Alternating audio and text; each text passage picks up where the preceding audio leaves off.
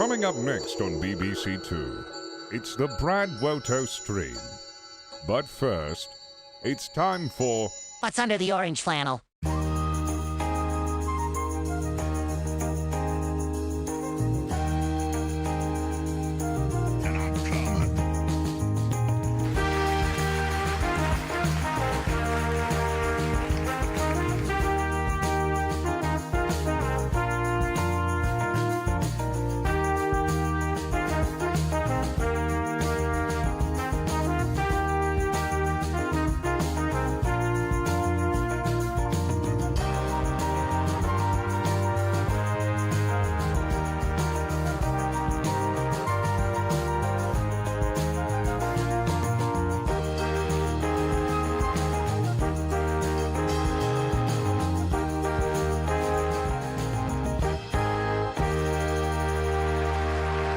That's right, ladies and gentlemen, it's time.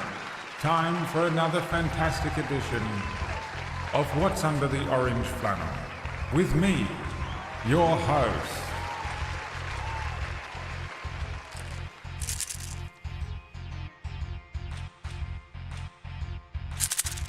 Specific answers only, please.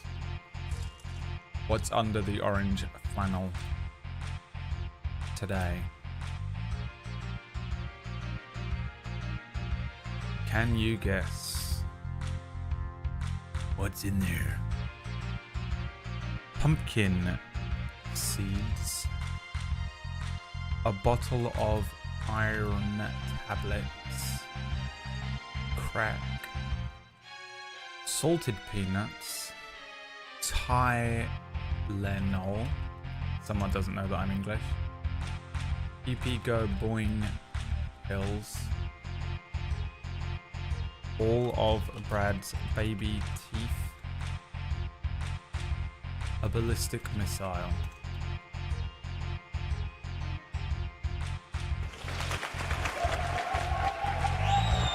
Activating combat mode.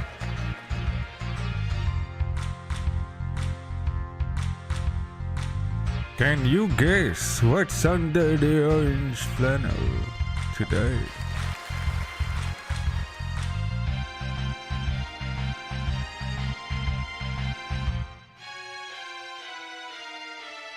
If you guess it correctly, I'll give you advantage on your first check in D&D.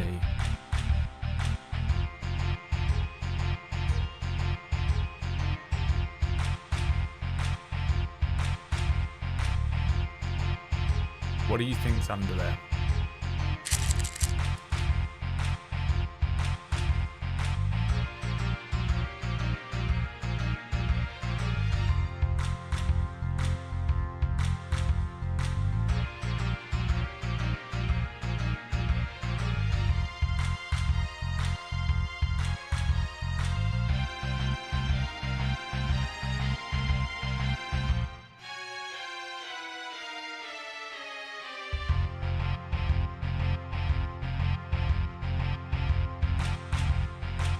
Was ist unter dem orangefarbenen Flanell? All of Brad's baby teeth.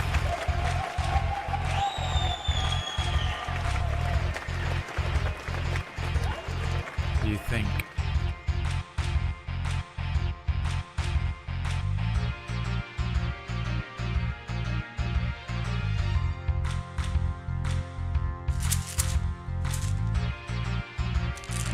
It was in fact. You were so close, Lolly. Vitamin D3 plus K2, 98%, all trans MK7. Vitamin D contributes to the normal function of the immune system. Vitamin K contributes to the maintenance of normal bones. A food supplement. You fools. Of course. How could you have been so blind? Hello everyone, welcome to the stream. Thank you. Thank you so much. Welcome to the stream everyone. It is Sunday, my dudes. I feel just tippity top 10 out of 10 Beth, we don't have Tylenol in this country. I don't even know what that is. British equivalent of Tylenol. It's just paracetamol. Okay.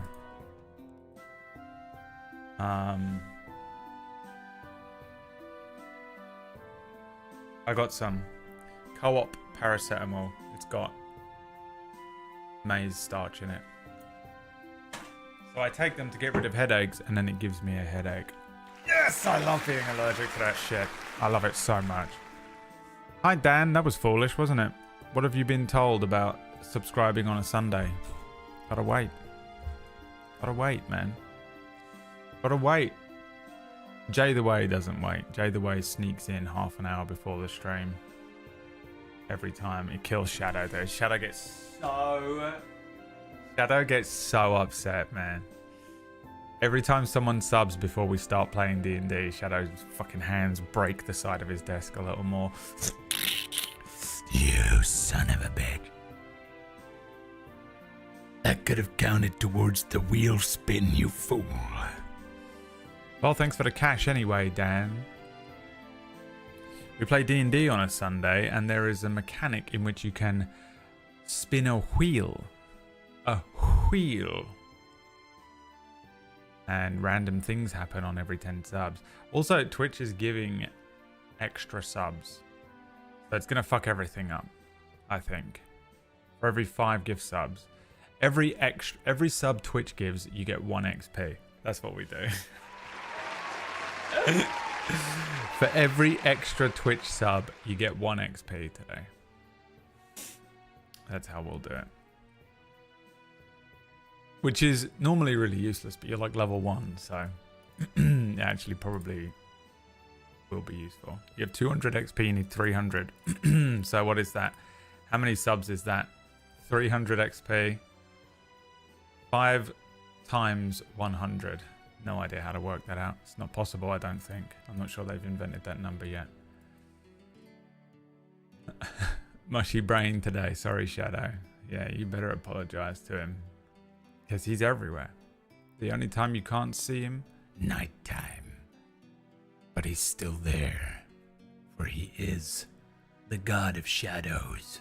He lurks in every corner. He waits under every desk.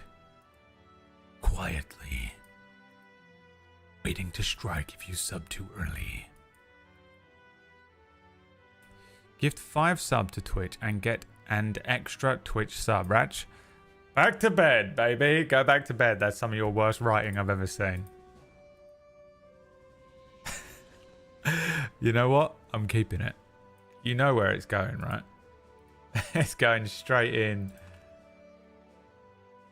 my special folder.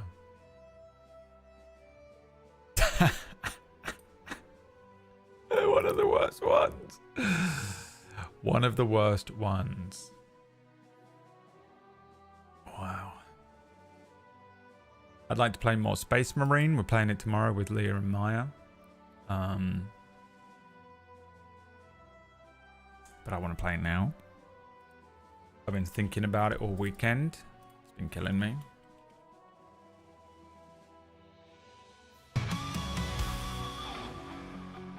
I've been thinking about it. I'm not a lore master. I've actually not watched anything. I watched one game. I watched Raul Cooley play his first ever game, and it made me never want to play it.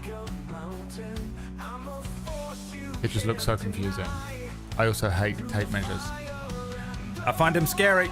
I'm a pussy.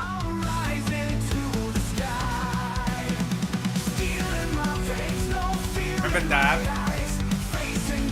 I didn't dab until it was no longer cool, and then I did it all the time.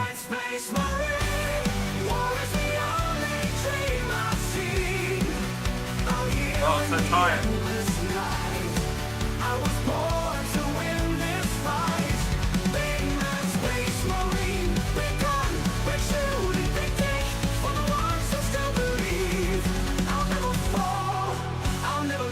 Banger.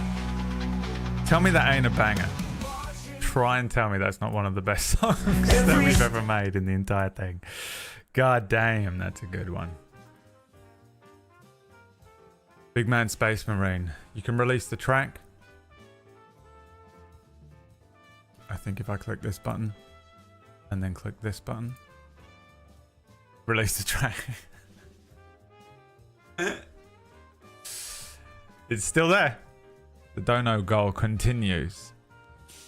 It continues. All proceeds go towards purchasing a pack of... What did I look up yesterday? Tau Battle Control Combat Patrol. The Tau Combat Patrol box set, which is £80 if I buy it from Beanie Games.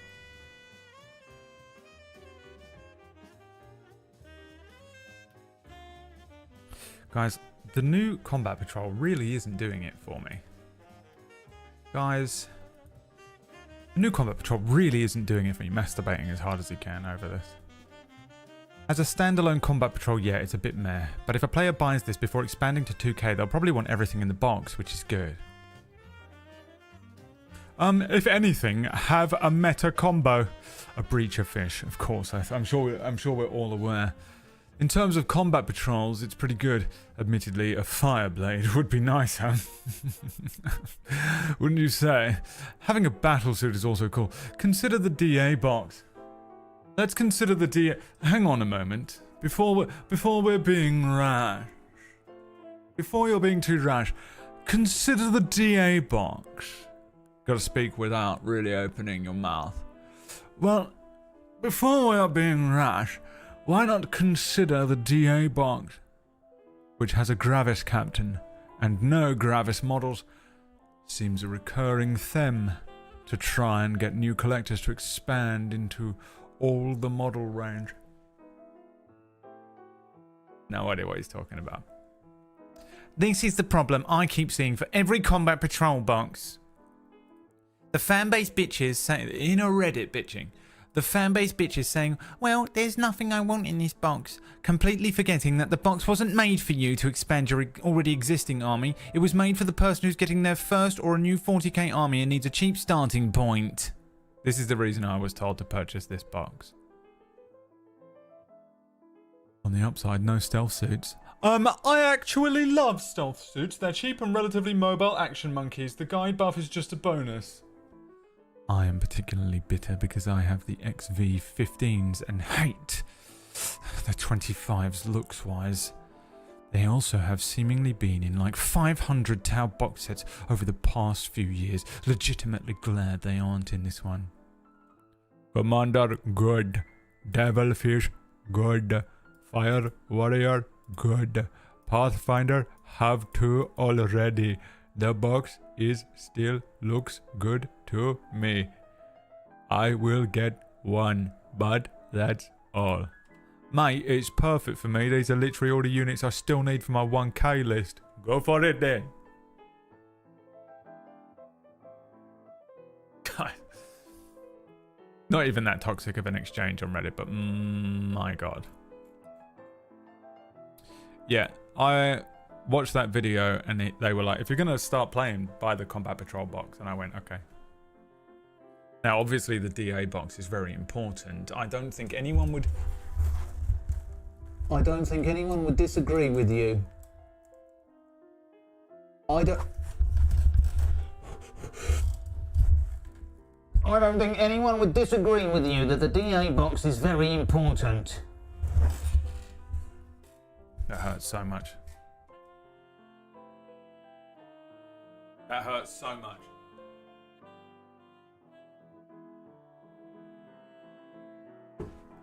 Yeah, I don't know what any of it means. It costs £80, so donate today. No, don't really. We're gonna do an actual fundraiser maybe next month or something. It's now officially cold. I'm freezing. I should be wearing a hoodie and I'm not. I just sort of refuse to give in to it yet because I know that this is a long game. It's a long game. The British winter has become Frostpunk.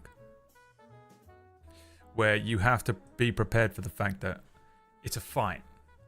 It is a marathon fight where you know that the death cold of January, the January, maybe even February death cold is coming for you. And if you can't survive October, is it even October? If you can't survive the end of September, if I put a hoodie on today, I'll be too warm for January.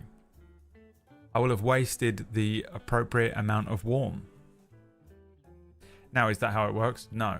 Is that how it feels in my brain? Yes. COVID season is back. We'll be the first to have it. Maya, obviously. Europe is very humid and hot, really. Is there like a heat wave coming? Because the last 2 nights here have been freezing. The night before last, it was 4 degrees. I think last night was 6 degrees or something. You won't feel benefit putting the coat on before you, when you go outside. Theory. I'm in London. London, mate. You sound like you're from London. You sound like you're from London. I'm here to say that London is January temperature isn't that cold, but somehow it feels fucking cold. Yeah, because people never take into account humidity.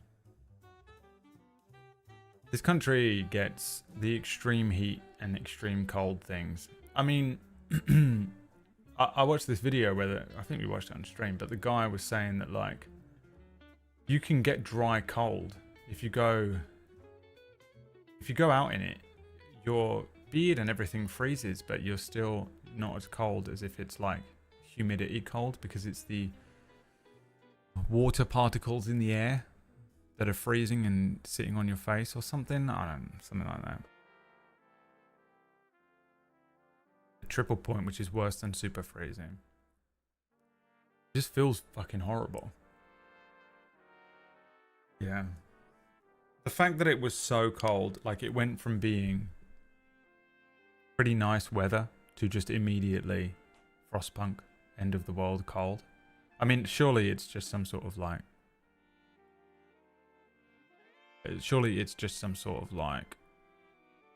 cold wind blowing in from Scandinavia or some shit. But it makes me very concerned for how cold this winter is going to be. On the plus side, I've got $48,000 in my energy bill thing that I've still yet to get back. So I love London, even in winter. Well, aren't you just so fucking full of love and greatness? Doesn't count if you're on holiday for a week. If you're on holiday for a week, it obviously doesn't count. Doesn't matter where you go. It's great because you're on holiday. Scum. I lived there, Brad. Bullshit. Broadway Market. You lived in Hackney and you fucking claim. Such a liar. How long did you live here?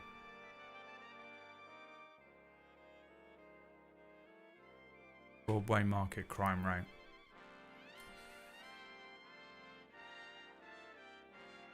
7 out of 10 high crime level.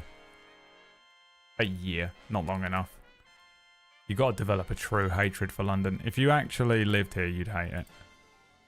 I don't believe that. Mazman wasted that. Don't tell Shadow. Wasted that sub. Mazman. Top of the morning to you, Mazman.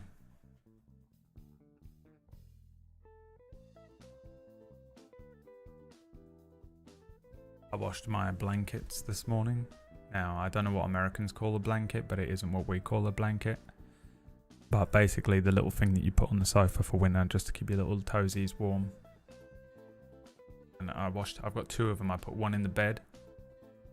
I put one on the sofa.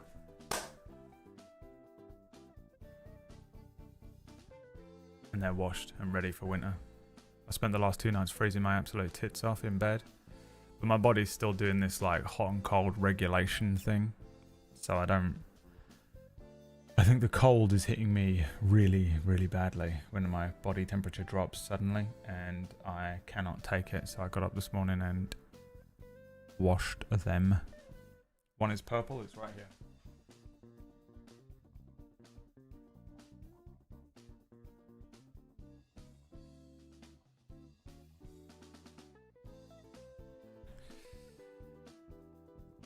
Hey, bro. Yeah, I know.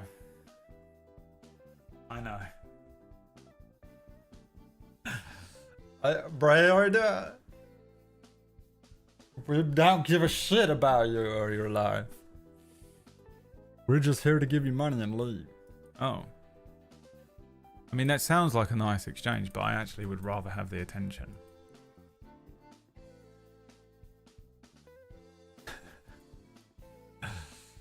Hey, it's Final Fantasy VI music. Actually, it's Final Fantasy 3 for you, you American, if you're going to be all Tylenol. You're going to claim you love London and be American and say something like that. If you're going to say Tylenol instead of paracetamol, even though you apparently lived here, but you don't know that we don't have Tylenol. It's Final Fantasy 3. You can stick to your own disgusting offshoot of Britain country. Disgusting, wretched little American. Get out of here. You disgrace. You're a goddamn disgrace. The River of Thames. I actually lived there for a year along the River of Thames.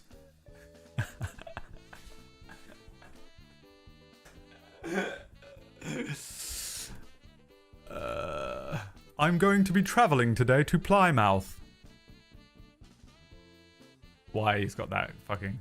I'm getting the 8:45 riverboat train along the River of Thames down to Plymouth.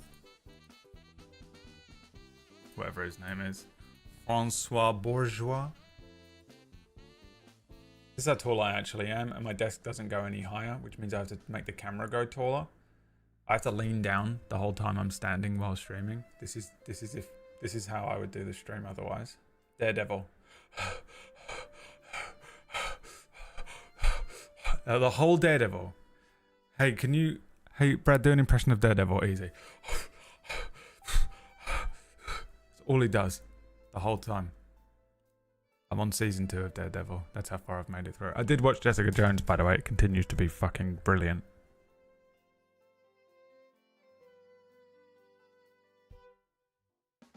Daredevil 1, brilliant. Brilliant, but in a different way. Just really nicely, like, it's just a cool, they really sort of set the bar with it. Gritty, that gritty dark tone that is like sometimes really awful and you don't want it in your superhero movie, and sometimes it's really good and you do. Batman. Daredevil. You know, great, perfect. It said it so well. The fight scene in episode 2, the best. Great. My review, it was pretty good. Jessica Jones, season 1.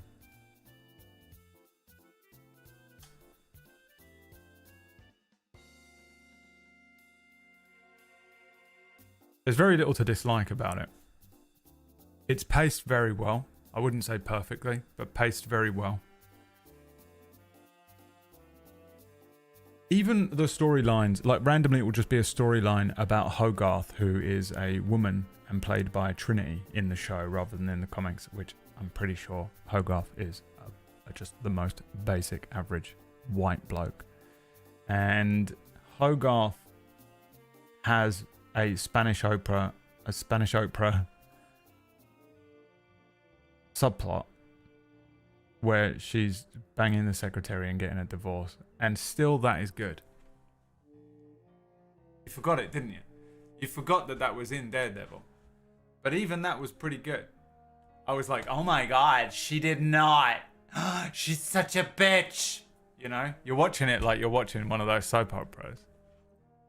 The whole thing's good. Nuke's in it. I straight up completely forgot that Nuke was in it. Does he ever show up again? Fucking give me a red. Shows up. Just straight up forgot he was in it. – Captain America villain. soon as I saw him, I was like, oh my god, he's in this, isn't he? Pretty good. But generally, overall, the main storyline being Jessica Jones and the Purple Man, David Tennant, is so good. It is so good. It's just filled to the brim with allegory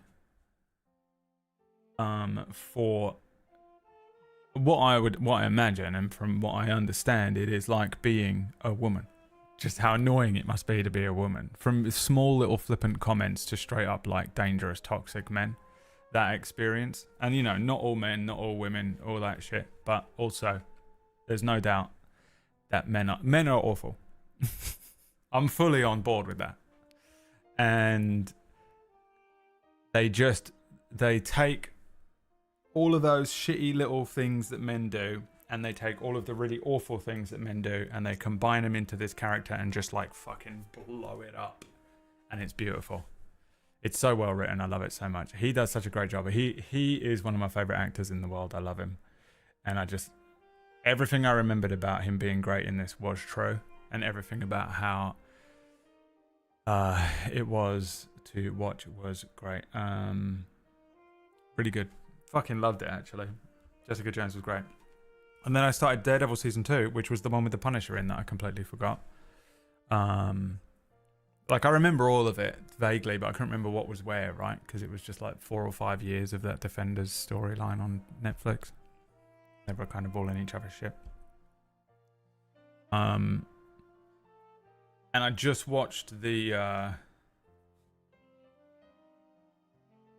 I watched a bunch of it because I was sitting and working on stuff for a new show on Table Story called Non-Canon, which you may wish to tune in and watch next week. And I just watched there's another hallway fight in The Punisher where he kills all the blokes in the fucking prison. God, it's good. That's good. But this season's kind of weird. It's all over the place.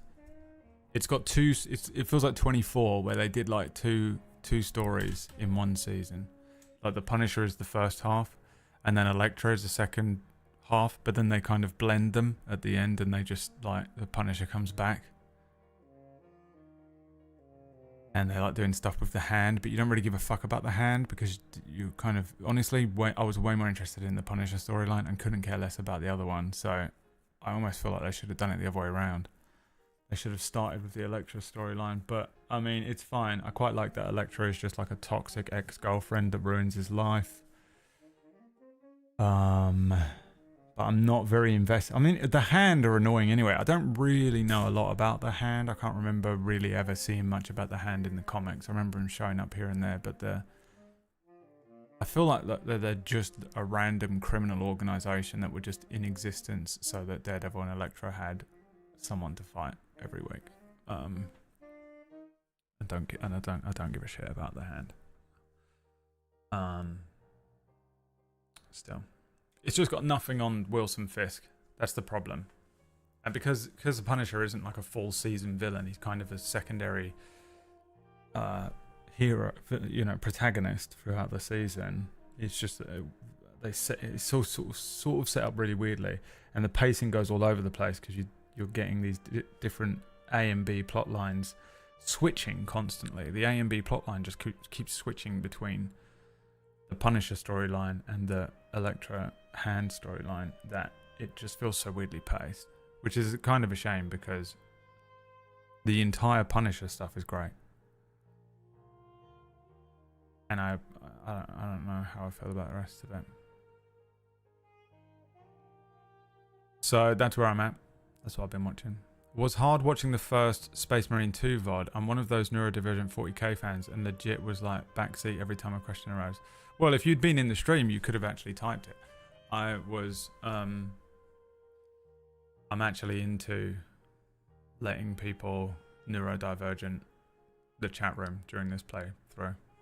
You know, I'm so sick of MCU Spider-Man, also known for those who aren't aware as Tom Holland, being centered around multiverse drama currently. Why is he now friendly universe Spider-Man rather than New York's neighborhood one? He's never been New York's neighborhood Spider-Man though. That's like honestly the main problem with this Spider-Man. Is Greg here? Because we could go down a rabbit hole, and I don't really want to because I want to play D&D. He has never been a friendly neighborhood Spider-Man. He just immediately became Iron Boy.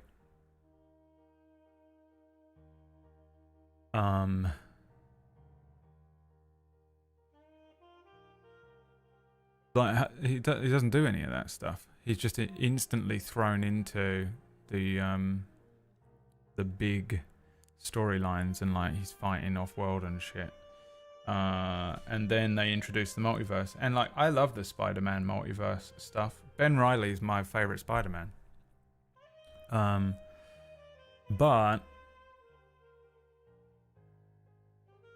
you have to earn it, don't you? You got to earn it.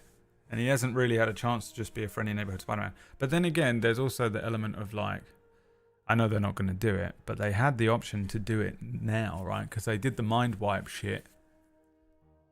And like high school, he wasn't really Spider-Man yet, I don't think. And I felt like that's what they were going for with the first three. Him like learning to become Spider-Man, and then he was going to become Spider-Man, and I thought they were going to bring it back down. Like everyone forgets about him, and he's just going to... Then we get the college years version. And then maybe, you know, photographer Spider-Man. This Spider-Man has no hope of ever becoming a photographer, though. He's never just going to be a Daily Bugle, photographer. Because he's already done so much shit. He's just got like access to all this stuff already. It's insane. But they refreshed everything, so I don't know. Like it felt like I was like, oh, okay. They were just like, they were setting him up, and then they were going to give us a more classic Spider-Man. But I just don't think they are. He's literally never been a friendly neighborhood New York Spider-Man, which is honestly, I think, a major flaw in the Tom Holland Spider-Man. But I do like him as Spider-Man. I think the only things he's missing, I find him to be very interesting to watch in that role. I've enjoyed all of the Spider-Man movies that they've put out. But I think he's missing two vital things. I think the first thing that he's missing is that friendly neighborhood New York vibe. He was that for literally about 60 seconds before he just becomes fucking Iron Spider, Tony Stark, Iron Lad, whatever, you know, Iron Boy. Which I think is a shame. And two, he's not very funny. He's like, oh no, oh, where have I? Oh, I've dropped my, oh no, I've dropped the MacGuffin on the ground. And he's like, he's spending all of his time trying to hide his... There isn't, like, that's the comedy. The real comedy comes from Ned. But Spider-Man's hilarious. Spider-Man is like getting shot and stuff and on death's door and like cracking a fucking pun. You know, he's like, and he roasts all of his enemies. Scorpion comes after him and he's like roasting him, you know, for being a bug when he's a bug, you know, or I don't know. He's like roasting all of his enemies and like quipping constantly. Is there a single quip in any of those movies? And I think, to be honest, those are the only two flaws, but I think they're kind of major Spider-Man, Peter Parker Spider-Man flaws to have. Which is why it's so weird, because the movies are good. I like Tom Holland as Spider-Man for some reason, but he also just doesn't really feel like the Spider-Man that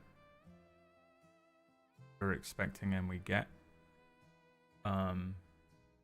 Which is why, you know, Tobey Maguire sort of doesn't do it either, but he feels very much like the really basic, quintessential friendly neighborhood Spider-Man busting around New York, you know, just chasing after trying to save Mary Jane every day. Spider-Man. And Andrew Garfield feels more like the funny one, but also Tobey Maguire feels like the reporter photographer Spider-Man, and Andrew Garfield feels like the scientist Spider-Man, because Peter Parker is also kind of genius level scientist. And Tom Holland is neither. He's more of an engineer, and he's got a bunch of Stark tech. But he doesn't have the quips. He doesn't spend any time in New York like just busting around saving people from some street level shit. And yet, I do enjoy the Tom Holland Spider-Man. I just can't, but he just doesn't feel authentic in that other way. So it's strange. I don't think I've always felt very conflicted about it, because there is a part of me that's like, well, this isn't Spider-Man. Spider-Man's supposed to be funny. But actually, I'm sitting there like, I'm enjoying this film. Eating my popcorn and having a fucking going into anaphylactic shock.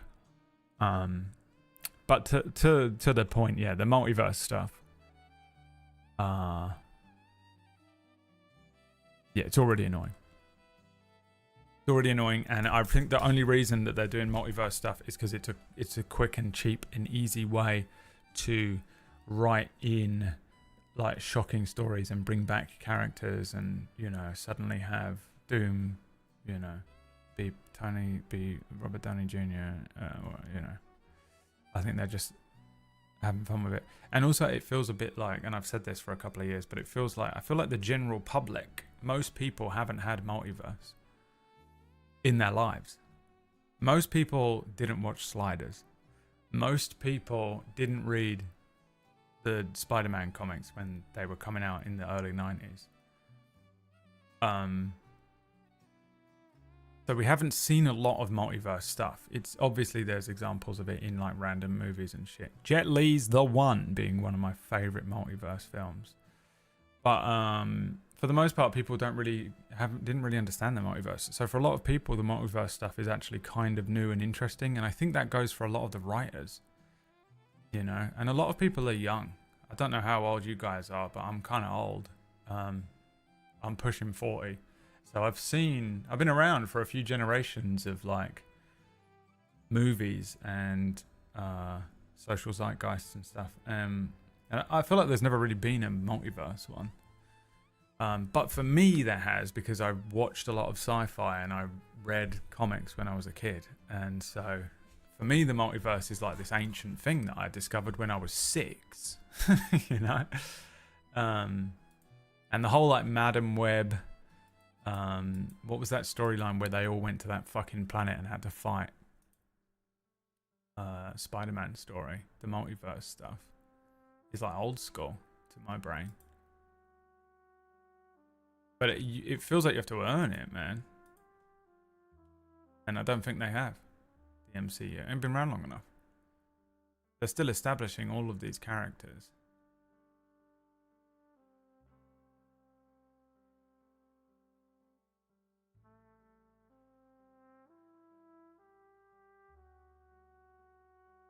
Peter Porker. Spider-Ham. I wonder whether the quips will get old quick. Well, I feel like Andrew Garfield did it. And they wouldn't get old quick because every Marvel movie is constantly just trying to be the funniest guy in the room. And honestly, quite a lot of the time they do it pretty well. I feel like Marvel movies replaced those straight to DVD fucking Hollywood comedies.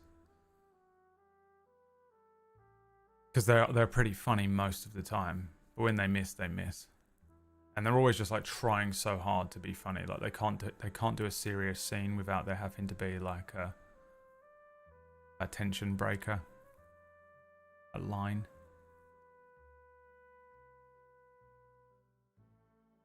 Shout out to Sliders. Sliders is fucking just so good.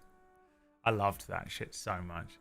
Back on, and it was on when you couldn't just watch a whole series of something on demand. You just had to watch it when it was on. Whenever Sliders was on. Sunday night on Sci-Fi, fucking 7 o'clock was a new Sliders episode. And if you missed it, you missed it. And it was fucking so difficult to watch TV during those days. Because you just had to be around at the precision moment. You couldn't be doing something else. if someone else was watching the one TV, you didn't have a TV in your pocket.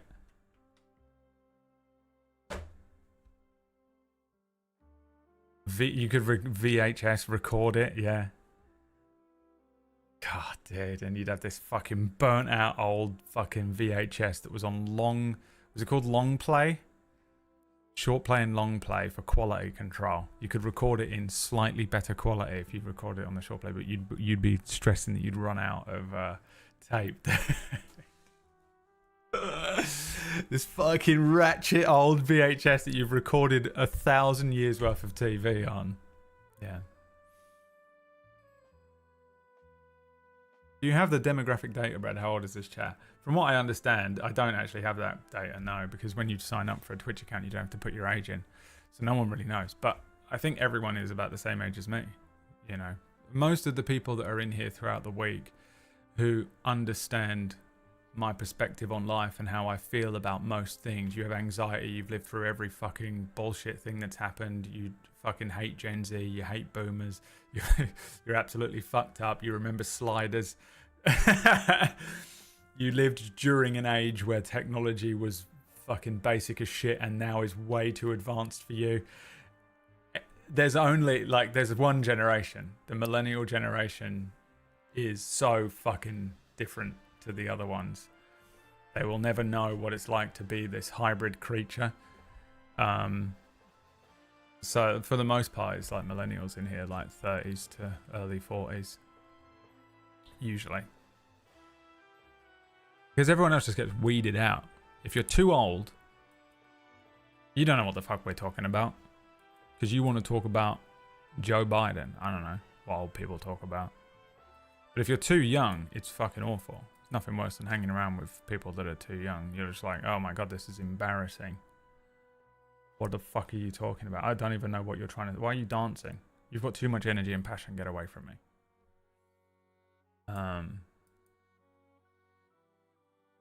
So we just all get caught, you know, in this stream. Where were you on 9/11? I was in English class. I mean, how many 9/11s have we lived through now? We are the weirdo tech chimeras, yeah. Because we were brought up in a world where there was just no phones. You know, when we were really young, there was no mobile phones. There was, we were still in that era of like, it's like insane to think of now. Like those, you just go outside on your bike. That was the best you could do. You couldn't call people. You had one phone in the house that was a wired phone plugged into a wall. Beep, beep, beep. Hello. Can Wax Steven come out to play? You know, you'd have to get on your bike and ride 3 blocks. Hello, Mrs. Steven. Can Wax Steven come out to play, please? Gamble. Maybe he's already out. Oh, he's already outside. Okay, I'll go and look for him in the park. Right to the fucking park, looking at people to see if one of them was your friend. Aggroing every bully in the area. Dude, insane, right? So we lived in that world. Then they gave us some phones and shit, and we had the early 2000s fucking CKY era of time, which we watched that TikTok or something where the guy explained why that was it. That was peak, and it was peak. You had a little bit of technology. We had like real basic internet, dial-up shit, real basic internet, Kazaa, MSN Messenger, ICQ. Who remembers ICQ? That was the best period of time. The 3210 and an MSN Messenger. You'd get home, watch Viva La Bam, MTV, but not the MTV that the fucking Gen X people lived on. Our version that was still TV shows that became TV shows. Scuzz and Kerrang on the TV. But we were brought up and like forged in the boomer era of like, and the, you know, the Gen X era of basically no technology. You know, technology was so basic, Master Systems. And then Then we got PlayStation 1 and we got MSN Messenger. But now technology is so advanced, it's unbelievable. Like, it's absolutely embarrassing how much we take it for granted. What is happening right now, this stream, is insane compared to what we had when I got my first computer. And it's too much. We've advanced through too much into this like information era where everyone has every piece of information at all times at their fucking fingertips. Now, if you're born and you're a child, you're a Gen Zer, and you were given a phone at 3 years old and you're used to having that, then you're good. But for us, it's wrecked our fragile little minds that are just like, can Rex Steven come out to play? And everyone's like, oh, but the world is ending. The house is on fire. Your country is sinking into the sea. The animals are leaving.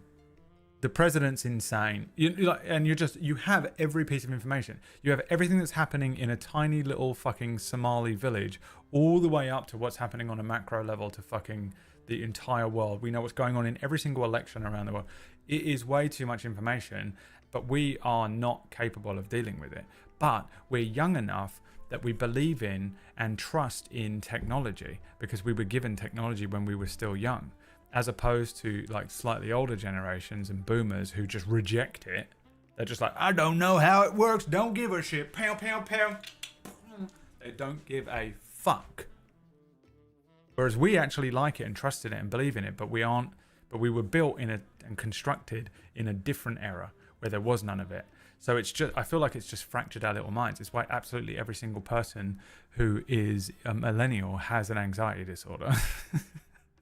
It's fucking brutal. It feels like there's someone sitting on my chest at all times.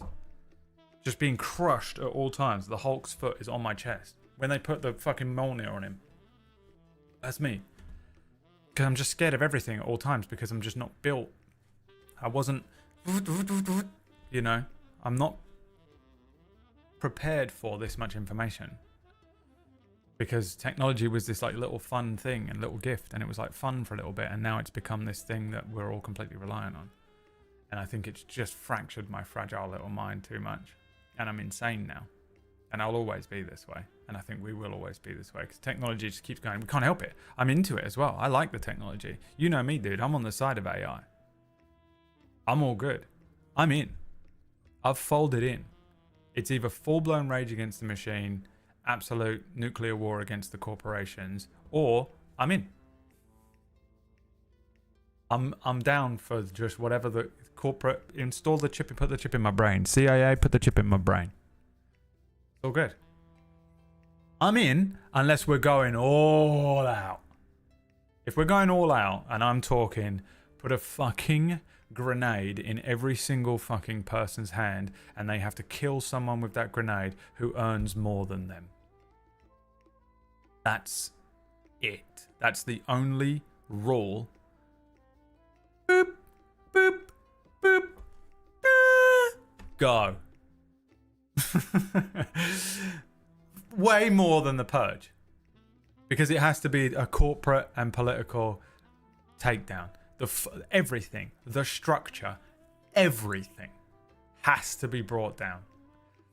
So we're living in like worse than Mad Max. This is not hyperbole. I mean it. Get every one of them.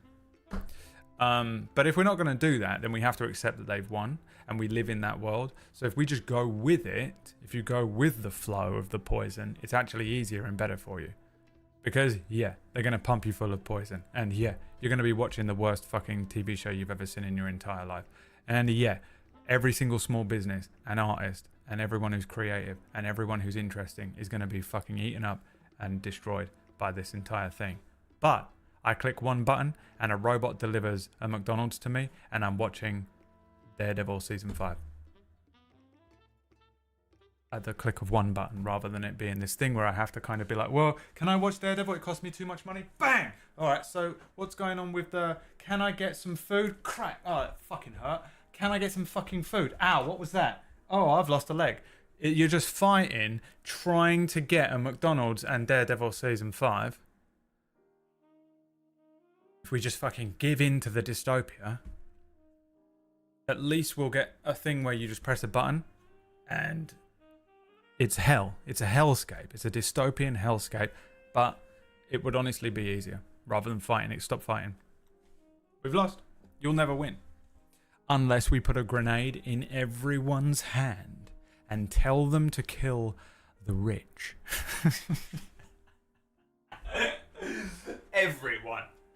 Every man, woman, and child is given a grenade and they have to kill someone who earns over, I don't know, 100k a year. I'm not even talking millionaires or billionaires and shit. We'll do them in a fucking week. I'm talking about everyone. Reduce it to nothing. And when they're all dead, we can restructure. Because anyone who earns that much money is a sociopath. Subscribe. This is why I can never be trusted with power. And I've said it 1 billion times. Only ever let me have a little bit of money to see me through. Keep chat, and this is on you. Keep my fridge stocked, but do not give me enough money that it translates as any level of power. I don't want any level of influence. I can't have too many viewers. Twitch, no. It's why whenever I hit fucking, 400 viewers, the stream shuts down. It's the only... I have to be Clippard. I've got to be the horse, the things they put on the horse to stop him from freaking out. I have to be limited like the cheetah when you can't run at his full speed or his legs will fall off or whatever the fuck that rumor is. Rumor. If you on it, I swear to God, dude, give me a little element of power. If the fucking banks started collapsing, the end of Fight Club, and the world starts fucking going to shit, right? And I don't die within the first 6 months. The thing that exists a decade in to this post-apocalyptic story would be so unrecognizable. I'd be blind because anyone wears glasses, that'd be the end of it. Not that I'm even blind without them. I can actually see pretty well. I'm just at this point lazy. A blind man sat on a throne of human bones. Dog bones. That's what it'd be. A blind man sat on Mid-Journey. Imagine a blind man sat on a throne of bones, and they would be dog bones. A blind man sat on a throne of small bones in a post-apocalyptic landscape, anime style. Because that's what would be left behind. Because I would become this thing. I must be fully kept chained and contained. Because I'm like, it's one or the other. It's one or the other. Give me my full dystopian where I've folded in. Where I've folded in and I just get Daredevil, season 5 and a McDonald's, and all I do is go like this. Blink. And I've blinked and paid it because I've got so many chips in my brain. All of them are playing ads constantly into your mind. Blink. Pay to get rid of the ads. Blink. Blink. It's just playing ads constantly. Get your penis enlargement. Blink. Do you want to live forever? Blink. Immortality plus. Blink. And you're having to pay to get rid of all of them. And then I blink again and a McDonald's has been delivered instantly. Instantly. Blink. Yeah. Blink. Daredevil season 5. I either want that or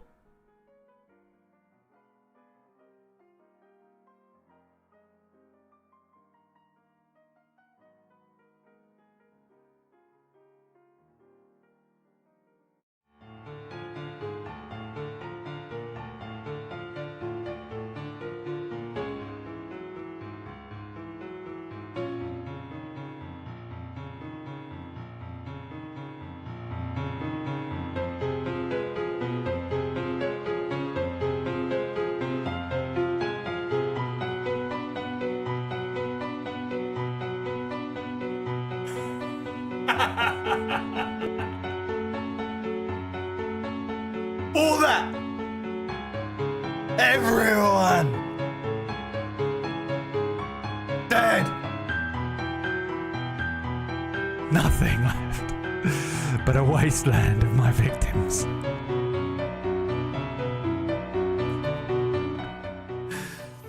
Dude, that looks sick.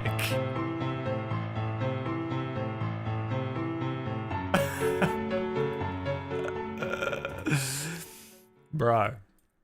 You know? Alright, who wants to play D&D? Hey, bro, can we stop talking about the real world? It's fucking freaking me out. Yeah, me too. And that's why God invented D&D. Everyone, I've invented a new prayer. Because I don't want to pick a god or a religion or a cult. I just want to thank something. The machine, the overlord. I don't know which god it is. Vishnu, Jesus Christ. I don't know. So I do this. Mind and soul. Yours.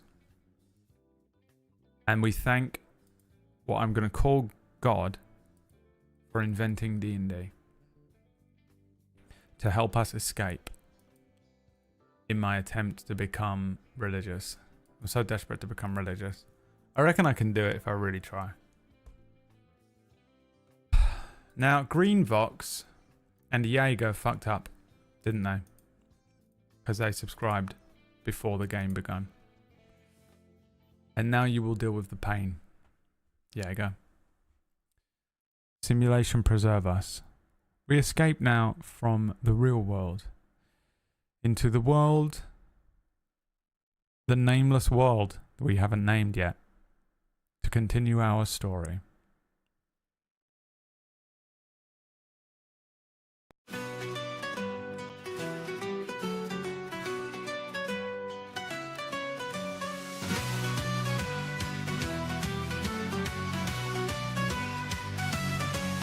In the town of Badgerbrook, the dawn begins to break. Leary stands upon the hill, their future to remake. A spark inside, a calling deep, the winds are whispering. Leave behind the life you know, and let your journey sing. The world awaits, the fire burns inside. With shadows rising, they cannot hide. The path is long, but the stars will guide. Leary, take the sky, it's time to fly. Rise, Leary, rise, the time has come. Face the dragon, chase the sun. Through the forest, dark and seas untamed, you carve your name in skies aflame. Oh, Leary, rise, the hero's light. Across the land through endless night. With every step, the legends cry. Rise, Leary, rise.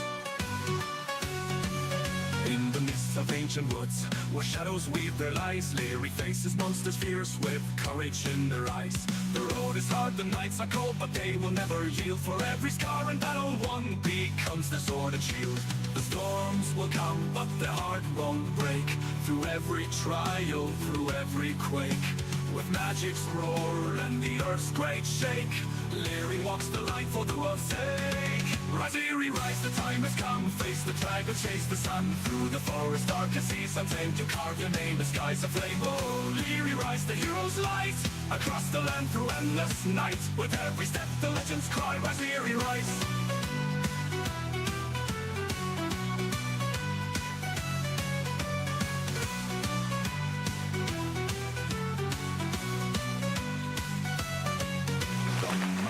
Tops to oceans wide, with wings of hope they soar and glide. The stars will watch, the moons will see, Leary's path to victory. Rise, Leary, rise, the time has come. Face the dragon, chase the sun. Through the forest, dark and seas untamed, you carve your name in skies aflame. Oh, Leary, rise, the hero's light. Across the land through endless night. With every step, the legends cry. Oh, Leary, rise, the hero's light. Across the land through endless night. With every step, the legends cry. Rise, Leary, rise. In the mists of ancient woods, let the echoes ring. Through the world where the journey calls the flames to rise. Now's the time, Leary Rice.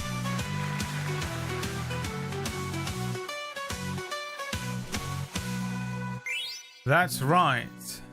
It is time to continue this particular game of Dungeons and Dragons. Now, last time, Leary was chased through the streets. This will be the third session. In the first session, Leary came to Badgerbrook with a mission.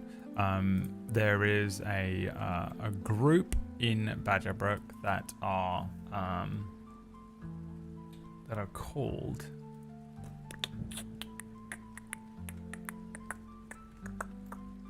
I can't remember what they're called. They're called.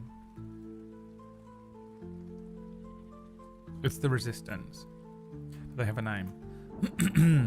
In the and they wanted to hire Leary. Oh, that's why, because I've opened the wrong thing. God damn it. God damn it. You know what I should do? Probably save this in a folder of its own. The town of Badgerbrook. The Silent Miners. A quiet resistance group made up of quarry workers and miners who want to overthrow Vorshek, the leader in this town. Sent out a call, a mercenaries call, with a letter that Leary took. And then we began the first session, and as Leary arrived in town, Leary kind of got caught in the Spellwind and transported from the docks up to the God's gate at the front of the town, and then they had to make their way through the town. When they eventually made their way through the town, they were trying to find out what the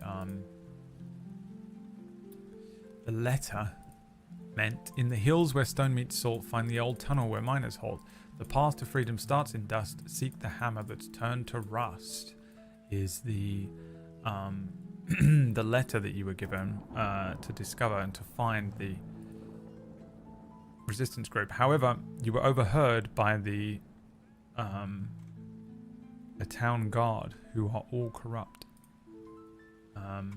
One of the guardsmen, who is called Drogath, I think. Why can I remember Drogath?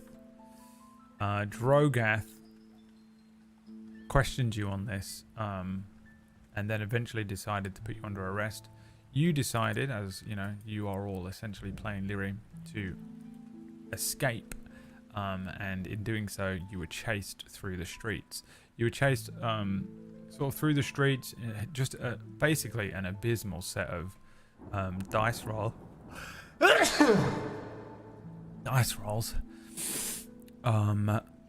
Before eventually falling into a hole in the ground, having to continue to escape through the tunnels under Badgerbrook and the sewer system under Badgerbrook. You got into a fight with a grey ooze, which was surprisingly rough, because it kind of cornered you.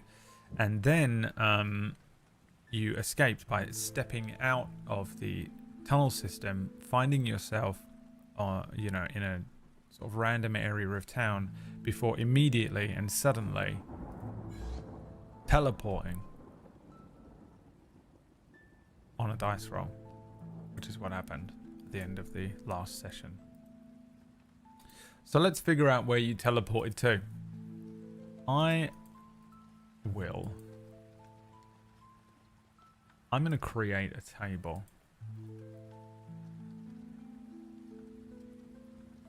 Right now.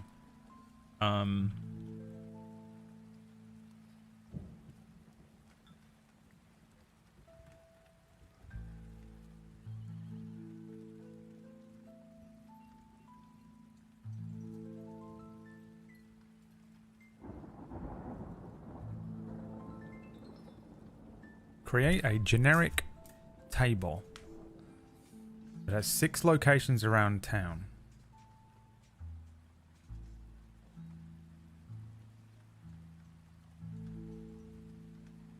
that you can teleport to. Make 3 of them neutral locations. Make 3 of them dangerous locations.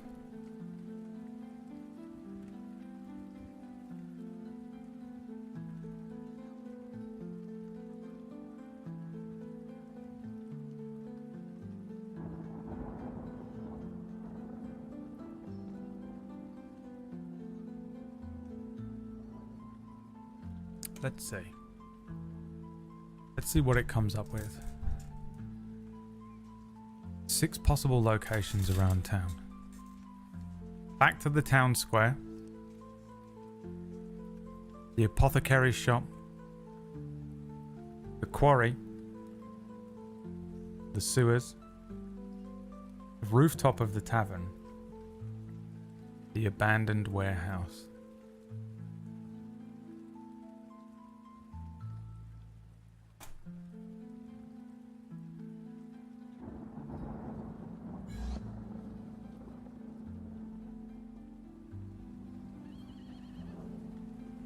The quarry.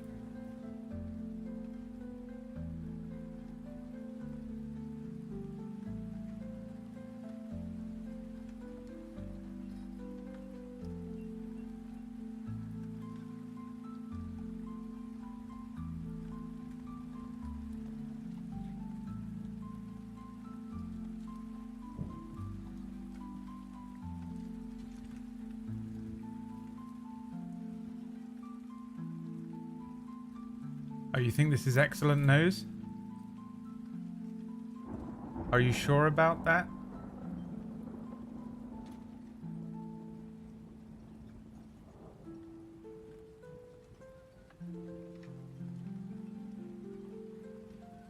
Because this is one of the dangerous options.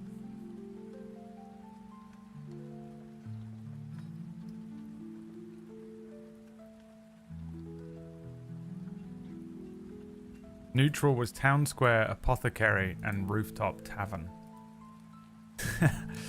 I think we can blame Plumrug.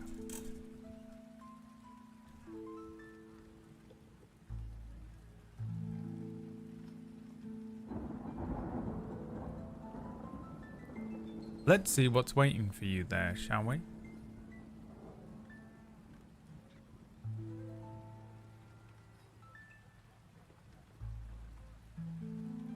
You know what? I'm gonna let you pick what is waiting for you.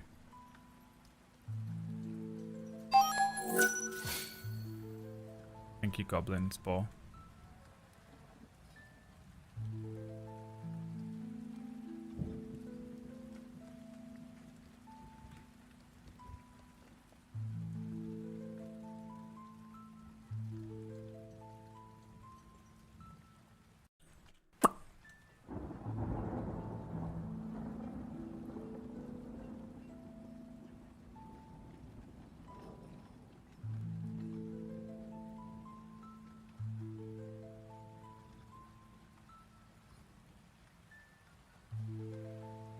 Let's see.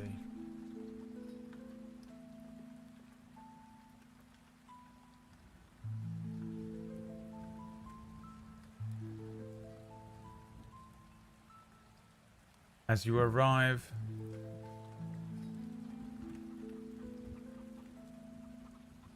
at the quarry,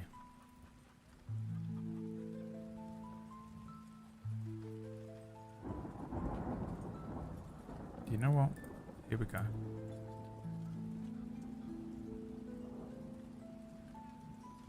Check this out.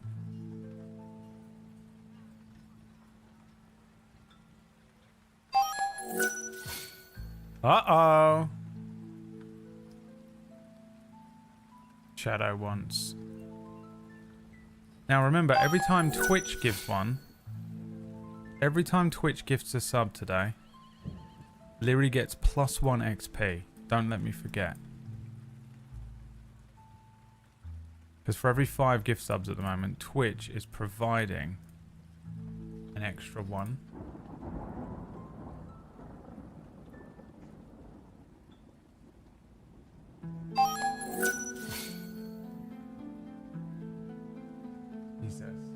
Christ. Chen. Shadow. 3 XP added.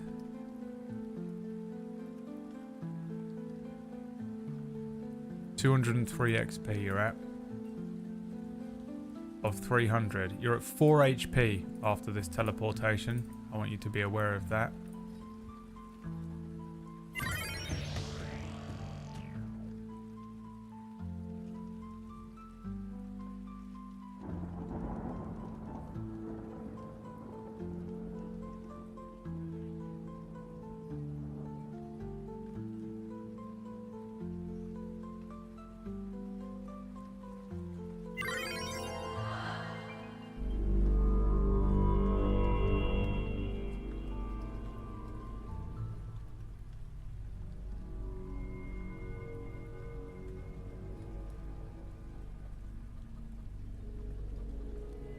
Amity, Tom, thank you very much. Chen, Shadow, you get yourselves a wheel spin, which we'll do right now, before I forget.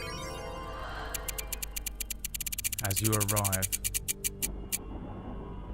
Oh, an instant long rest is a perfect one. That's real useful. That's really good. Because you recover your HP, you're back at full HP, but you also get your second wind back that you'd used.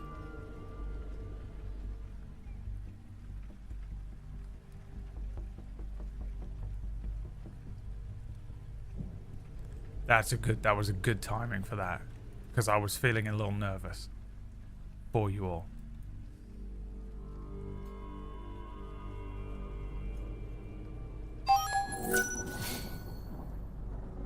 Okay.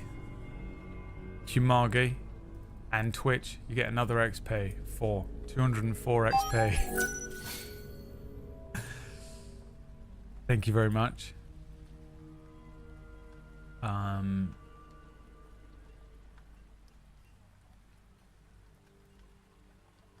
Let's start rolling some dice to determine what happens as you arrive and teleport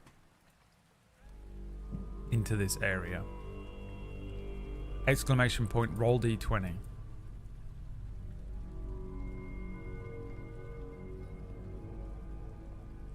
we can take the first roll because you haven't rolled any this morning. To determine what happens to you as you arrive. A 20. Okay.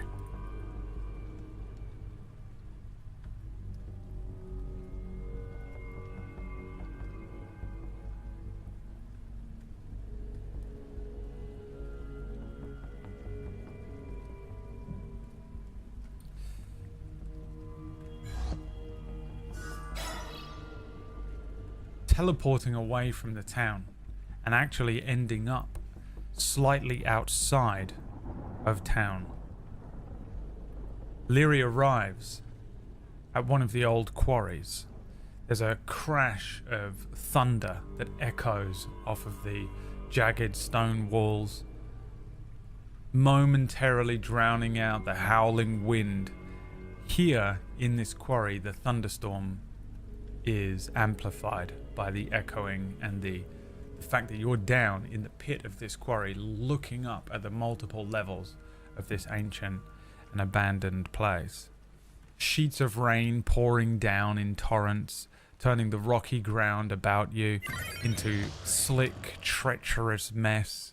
Jagged cliffs rising ominously up around you. Dark silhouettes barely visible through the storm with your dark vision. Lightning cracking, casting these eerie, fleeting shadows across this terrain, revealing these kind of loose rubble piles, yawning mouths of old mine shafts. The wind continuing to howl through this quarry, carrying the distant creaks of old equipment and the faint rustle of something unseen moving through the darkness. As Leary lands in this quarry, The heavy rain-soaked air suddenly carries a strange and acrid scent, almost sulphurous. At first it's sort of barely noticeable. But then, with a gust of wind, a thick pale vapor begins creeping towards Lyri with the storm's gusts. Begins to sting Lyri's eyes and throat. Each breath becomes harder, the air thickening with a foul odor, lightning flashing again, illuminating a fog around Lyri like a haze that is clinging to the quarry floor like a toxic blanket. This place is covered in poisonous fumes. There's several pockets of gas leaks from some of the old caves here, presumably why this place is now abandoned. It is time to make a Constitution saving throw.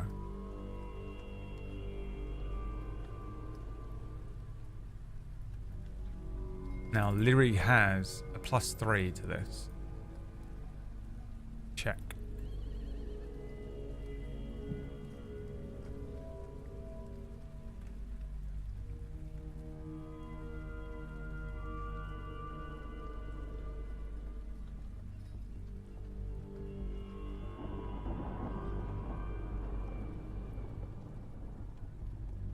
We take the second roll,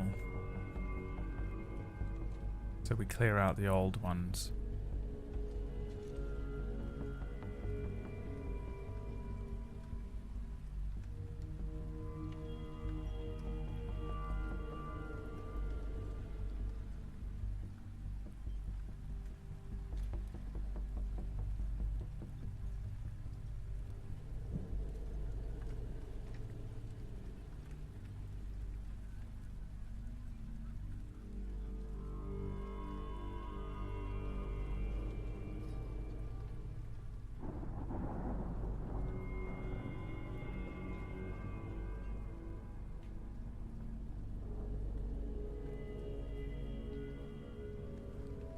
What did you get? A fucking 2? Uh-oh. A 2. Your con save is a 5 in total. Fail. Lyri starts choking. Taking.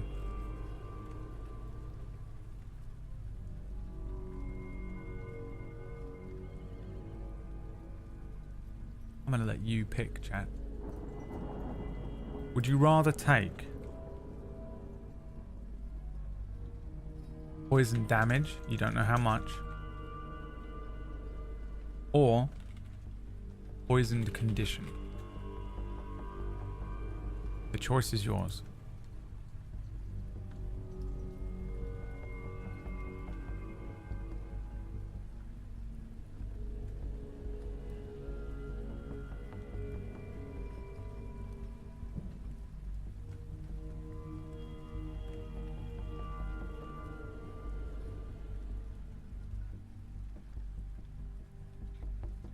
The choice is yours. I'm gonna let you pick.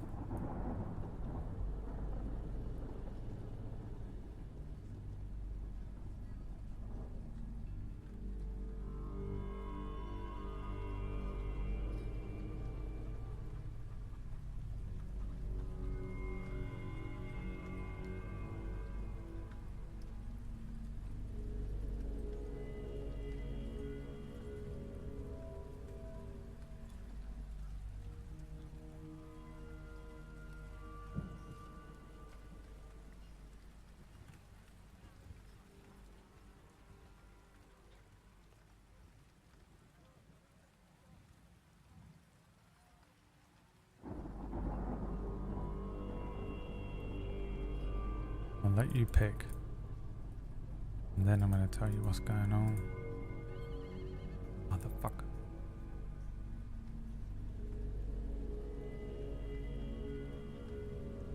And then I'm going to tell you what's going on. Motherfucker. Take the poison damage. Okay, it's going to be 1d6. And you get a wheel spin. I was going to do this first, just in case you got a thing that heals you. 6 full damage. Choking. Eyes stinging. Barely able to focus. Lyri, caught in this poison, takes 6 poison damage. Now, we spin the wheel.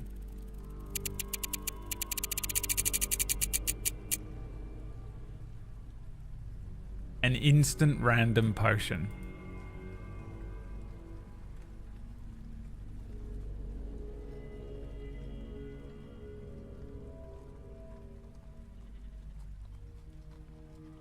Let's hope it's a healing potion.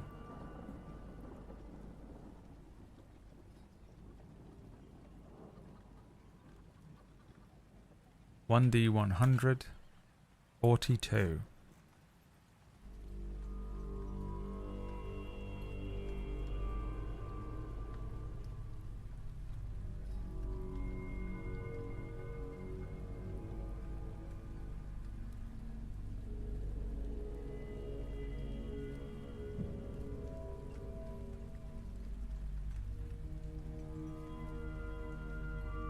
A potion of greater healing.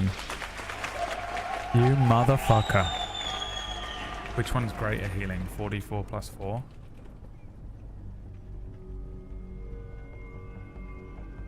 What the fuck? You are so lucky. 44 plus 4.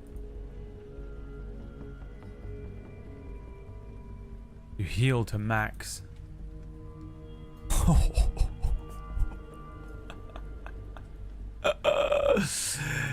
Damn. You guys are so lucky. However,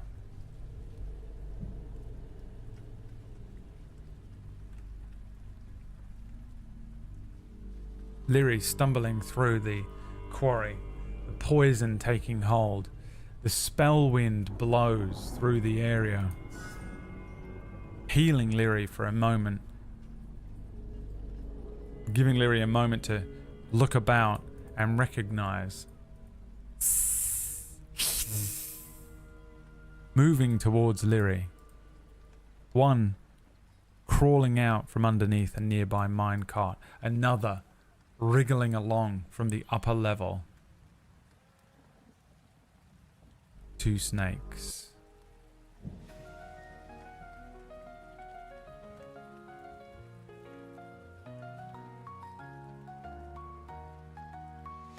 Guys,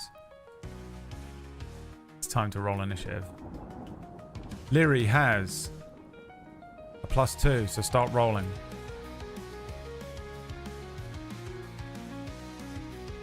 Two poisonous snakes begin making their way towards you. 21 and a 23 on their initiatives. Alright, we take the second roll. Keep going.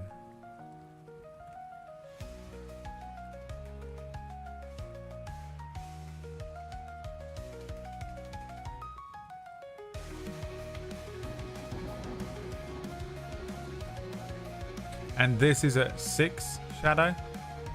Is that right? A 20. What is your initiative? +2.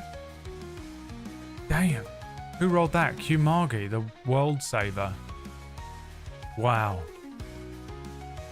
22. So, the first snake to go is the one right next to you. Unfortunately, it hisses and rushes out from underneath the minecart there. I'm going to roll this first.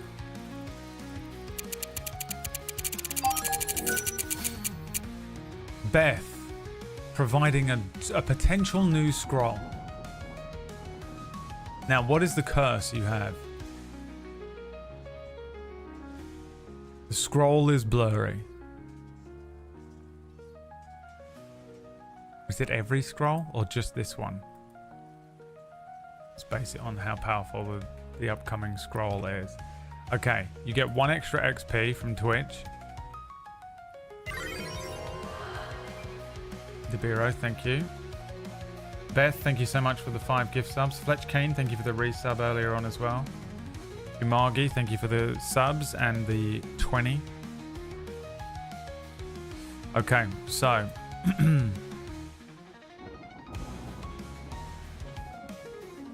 scroll generator from it's random, completely random generate. The enhance ability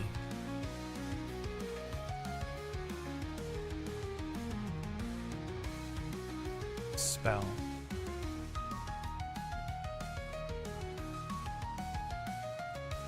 You touch a creature and bestow upon it a magical enhancement. Choose one of the following effects. The target gains the effect until the spell ends. Bears endurance, the target has advantage on con checks, and it also gains 2d6 temporary hit points, which are lost when the spell ends. Bull's strength, the target has advantage on strength checks, and his or her carrying capacity doubles. Cat's grace, the target has advantage on dex checks. It also doesn't take damage from falling 20 feet or less if it isn't incapacitated. Eagle's splendor, you have advantage on charisma checks. Fox's cunning, you have advantage on intelligence checks. Owl's wisdom, advantage on wisdom checks. A second level transmutation scroll. So you have a blurry Crown of Madness scroll. So every time you cast Crown of Madness, you roll a 1d2. If you roll a 1, you don't cast it. Which is basically that when you cast this on, it has to be a humanoid, so a human, not a thing like a snake or a dragon or something. The charm target must use its action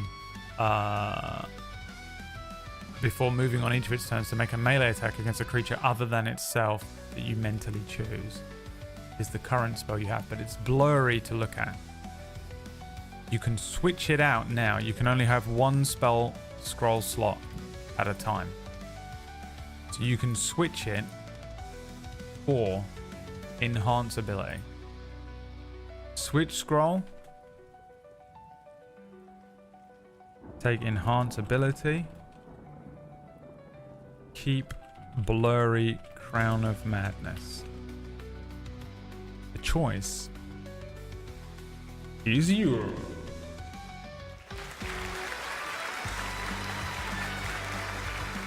A new scroll provided by Beth appears in your pocket. What was the rules on scrolls? What was the rule I wrote down? You can cast it like a cantrip, or you have spell slots.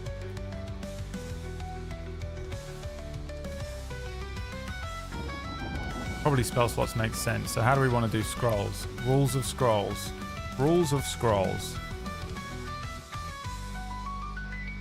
You can cast it 1+ level times per long rest. That seems fair. Because if you get Fireball, that's the new rule.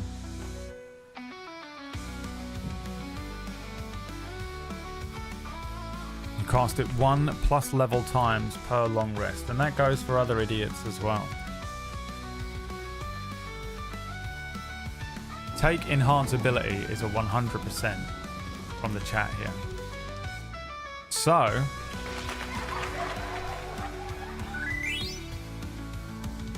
the scroll slot transforms into enhance ability. Okay.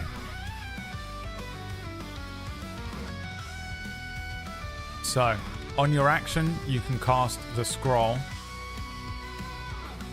Spell scroll was 1, so I must have actually given it an amount. So we're going to go, it's actually 2. 2 casts of the spell scroll available to you. Alright. Great. Let's see. Now it is the snake's turn. We're still in combat. Thank you so much for the subs. I appreciate it. I lost 100 subs this morning. I watched it happen. It was horrible. at some point, I guess a month ago, someone dropped a lot of subs, and because it's a Sunday, I guess.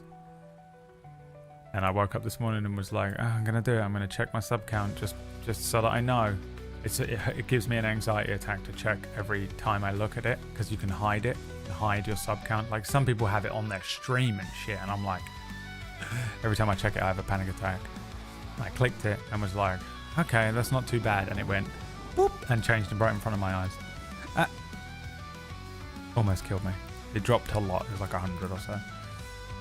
This poisonous snake rushes for Lyri, opening its little fangs, its jaw, and revealing 2 little fangs. It lashes out in an attempt to bite Lyri. The bite coming in at 22 is going to hit, isn't it? Let's be honest. Lyri's AC, her armor class, their armor, they. Their she, they. Armor class is 15. This is going to hit on a 22. Oof. 1 piercing damage. However, that is not all. It does other shit. It's poisonous. A DC 10 Constitution saving throw. That's you. Start rolling. You have +3 to this roll. A DC 10 Con saving throw.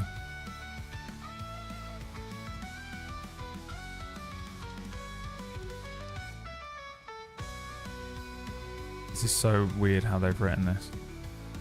You're basically going to take an extra bit of damage otherwise. So not that 13. Keep rolling. We'll take the second roll to try and purge out the previous shitty rolls. What's it going to be?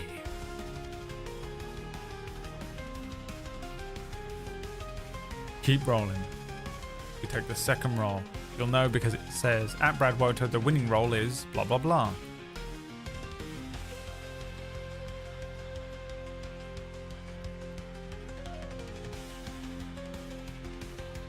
There it is, a 3 from Shadow, so that's a fail. Which means you take an additional 2d4 poison damage from this. 7, that is real bad. Lyri is now on 3 HP. This thing rushes forward. Lyri barely sort of trying to figure out where they are, what's going on. There's the fog of this poison choking them, when suddenly a snake launches itself out. The snake just as startled as Lyri at being suddenly teleported into this place. These fangs dig deep into Lyri's calf, the poison taking hold. Lyri screaming out, kicking at the snake and jumping backwards. It is now Lyri's turn. So let's have a look at what Lyri can do on their turn. You are at 3 HP. You have the ability to move. You can disengage from the snake, or you can attempt to attack the snake. You are, for some reason it says you're on 11 HP but you're not. I don't know why. We can't see that being displayed. Don't care, I'm switching to Foundry. The Lyri is currently on, oh I know why.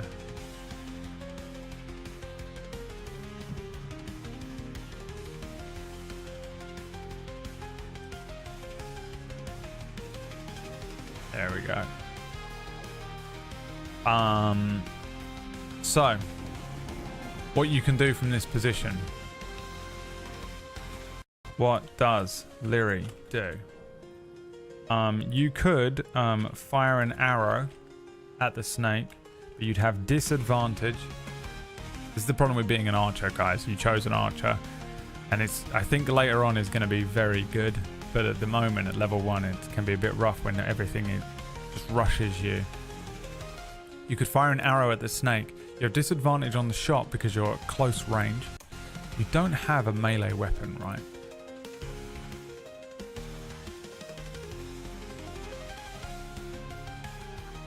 No. Okay. So you could attempt an unarmed strike.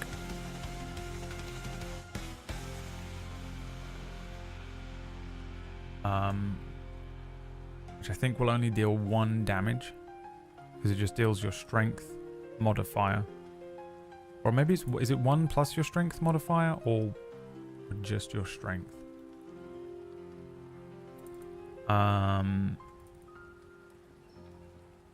You could use the scroll. Enhance ability. Now there's different options on that you can do. Again, enhance ability will give you a few different options. And we'll go over them again so you know what they are. I know a lot of you know all of this stuff, but there are potentially people here who don't know what D&D is and don't know every single spell. You can give yourself... Now this will consume your action, so you won't be doing any damage, but you'll give yourself advantage on con checks and 2d6 additional hit points. You can give yourself advantage on strength checks and double your carrying capacity. Advantage on dex checks and don't take fall damage, and then advantage on the mind checks, which in this situation aren't going to help you a huge amount. So you can cast that scroll, one use of casting that scroll. You can disengage from the snake and run. And you can move immediately, which would allow you to move away from the snake. However, the snake will potentially get an attack, a free attack. If you're moving out of the area of effect of the snake, it gets a free attack on you if it still has a reaction, which it does. It doesn't have to do that, but it probably will. If you move away from it without taking what we call the disengage action and run. Now, creative options from the chat room. Oh, you could use second wind. That's right, you refreshed it. Second wind is a heal. You have a bonus action heal, which would free up your action still as well. You could take the shove action, yeah. Shove is use an attack action to shove a creature and knock it prone or push it 5 feet away from you. That's gonna consume your action to do.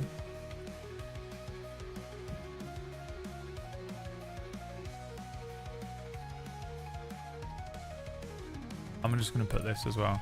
Second wind is a heal bonus action. You have an action and a bonus action. Set the poison smoke on fire Larian style. Throw the snake at the other snake. Use the snake to whip the other snake. Pocket sand. And those are the options. Those are your options right here. So you can vote in the chat room.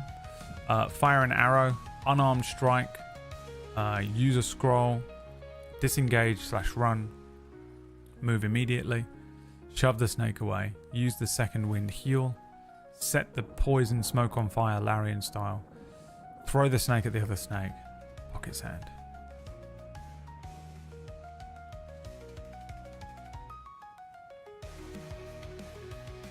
Those are the options. Now, Anonymous, thank you for the 5 gift subs. Twitch provided another XP to Lyri there, so that's 206 XP. I've done that off screen for you.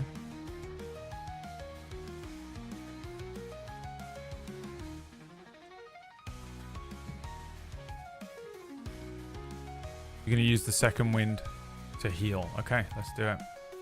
So your bonus action is consumed. You use the only... you have to get a... I think you have to have a short rest for second wind. You use the second wind, and second wind... You have a limited well of stamina that you can draw on to protect yourself from harm. On your turn, you can use a bonus action to regain hit points equal to 1d10 plus your fighter level. And that's on a short rest, you get that back. The fighter level is 1, so you get 1d10 plus 1. 1d10 plus 1. 7 HP back.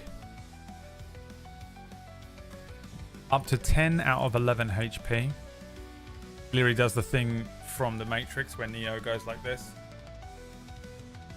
And just steels themselves against incoming, further incoming damage. Now you can still do your action. So you've used this one. Any other options from the chat? Is there any other good options here? Is there a possibility to, with a shield, to hunker down? Not really. You can take a dodge action, which allows you to... Any attack roll against you has disadvantage, but in this situation, you're just eventually going to get whittled down. You know. Let's go with this then. Fire an arrow. Unarmed strike. Use a scroll. Disengage and run. Move immediately. Shove the snake away. Set the poison smoke on fire, Larian style. Throw the snake at the other snake. Are the options.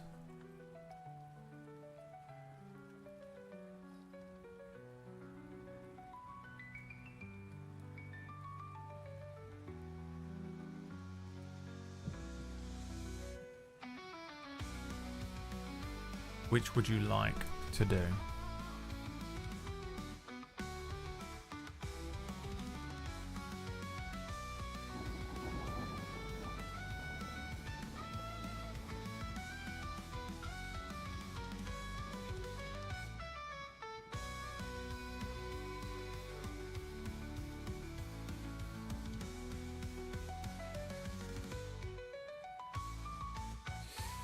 Looks like it's going to be an attempt to throw the snake at the other snake. This is going to be pretty hard to do. Technically, there is no way for you to do this, but I'm always willing to let you try anything. I'm going to say this is a grapple attack. Grappling is a special melee attack. Your target must be no more than one size larger than you. To make a grapple attack, you need to make an athletics check versus their athletics or dexterity check. So you guys need to start rolling dice. You're rolling an athletics check, which you have a +3 to. We take the second roll from the chat. And now the snake is going to roll an acrobatics check. There it is. It has happened. Shadow has decided he would like to spin the wheel. Right here and now. It will be given gold.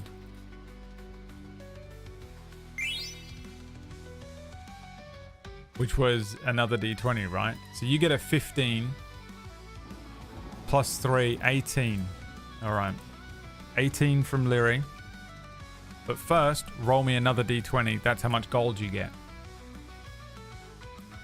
The snake is going to make a dexterity check while you're rolling that. A 7.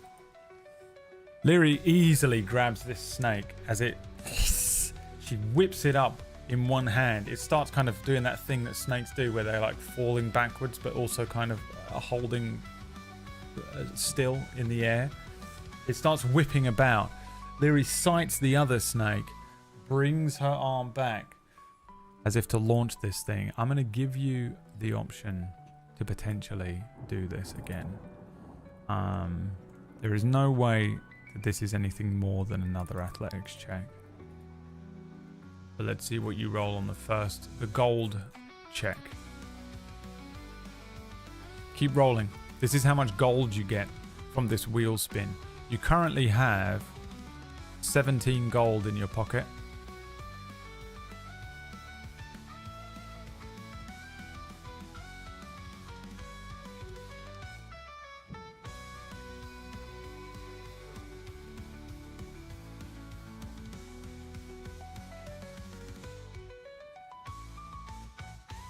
Keep rolling. Keep rolling. 18. Nice roll.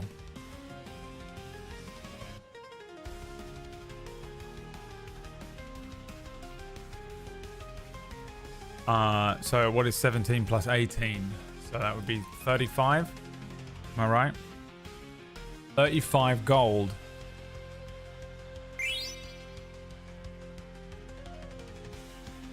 Gold appearing. I'm just going to let this appear in Lyri's pocket. Lyri's purse weighs down a little more without even realizing it as they attempt to fling a snake towards the other one. Now, there are 2 levels to this fling. Start rolling again. This is another athletics check. You have a +3 to this. You have to roll above a 5 or else the throw fails entirely and the snake is going to coil itself about your arm. And you have to roll above a 13 to be able to strike the other snake. Keep rolling, not that 5.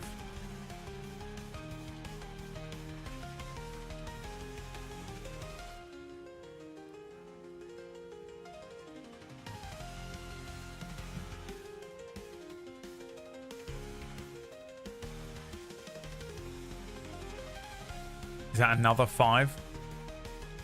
Well, you beat the 5, but you didn't beat the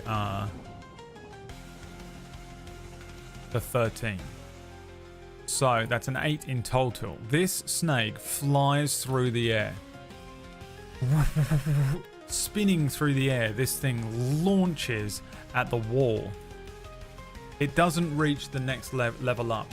It just slaps against this wall. I'm going to roll a d2 to determine how much damage is done to it. It has 2 HP. Wow, 1. It survives this. Boom. Hits the wall, slips down it. A few little bits of rock and debris crumble to the ground. The snake falling on its back, flipping over, trying to right itself as Lyri flings this thing away. Presumably you'd like to move, and I'm guessing as far back as you possibly can. You can just type yes or no, but I'm guessing that's what you want to do. This looks like rubble and shit like that, so the furthest away from this snake I'd say you can get is probably there. Would you agree? Without having to climb up. I'm going to say you make it all the way over there, away from the poisonous snake, as far back as you can get, and that will be the end of Lyri's turn. Okay, poisonous snake number, this one, is going to use, how fast can it move? 30 feet of movement on the snake. Well, I hate this new thing where it opens up this every time. 5 feet to just fall off this edge, and then 25 feet's only going to get it to here. Does it have a ranged attack? Probably not, huh? I have to use its action to bonus to dash. It's now here, but that is its entire action. It is now this snake's turn, and you'll be pleased to know it can definitely make it all the way back over to you and also attack. And this is why as soon as you guys were voting for throw the snake, I was like, no, don't do it. I love it when you guys get creative and come up with fun ways to do the thing, but the mechanic monkey in the back of my head, I try and reward creative things as much as I can, which is why I gave you the extra possibility of actually doing that and throwing. You could have killed them both, but unfortunately you didn't roll high enough.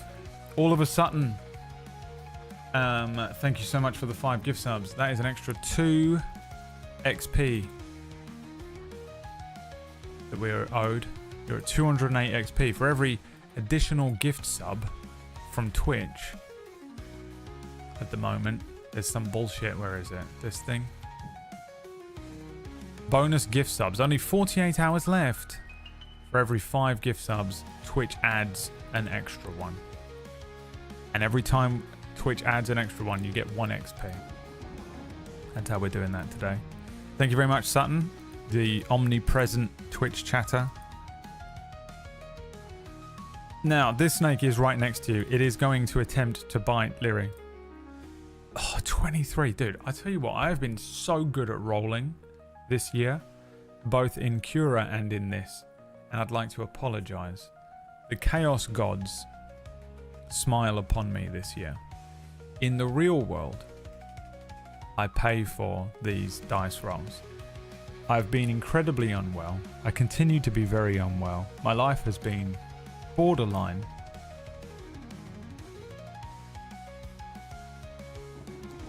Terrible. We'll just say terrible. The 3 words that went through my head I realized I couldn't say. But in exchange, because there must always be equal exchange, I roll really well in Roll20 all the time. So, 1 piercing damage, and I need, I believe it's a Constitution saving throw. Yep.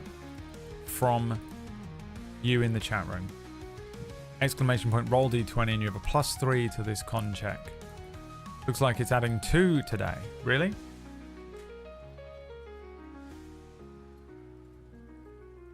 It did just then, and I don't know why. But you know what? Here's an extra XP on Twitch. 209.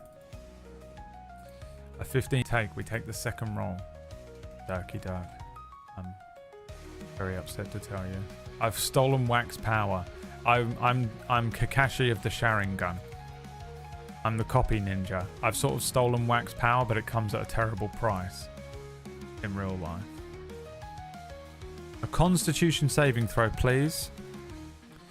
Potentially taking more damage here. You've got to beat a 10. You have a +3 to this roll.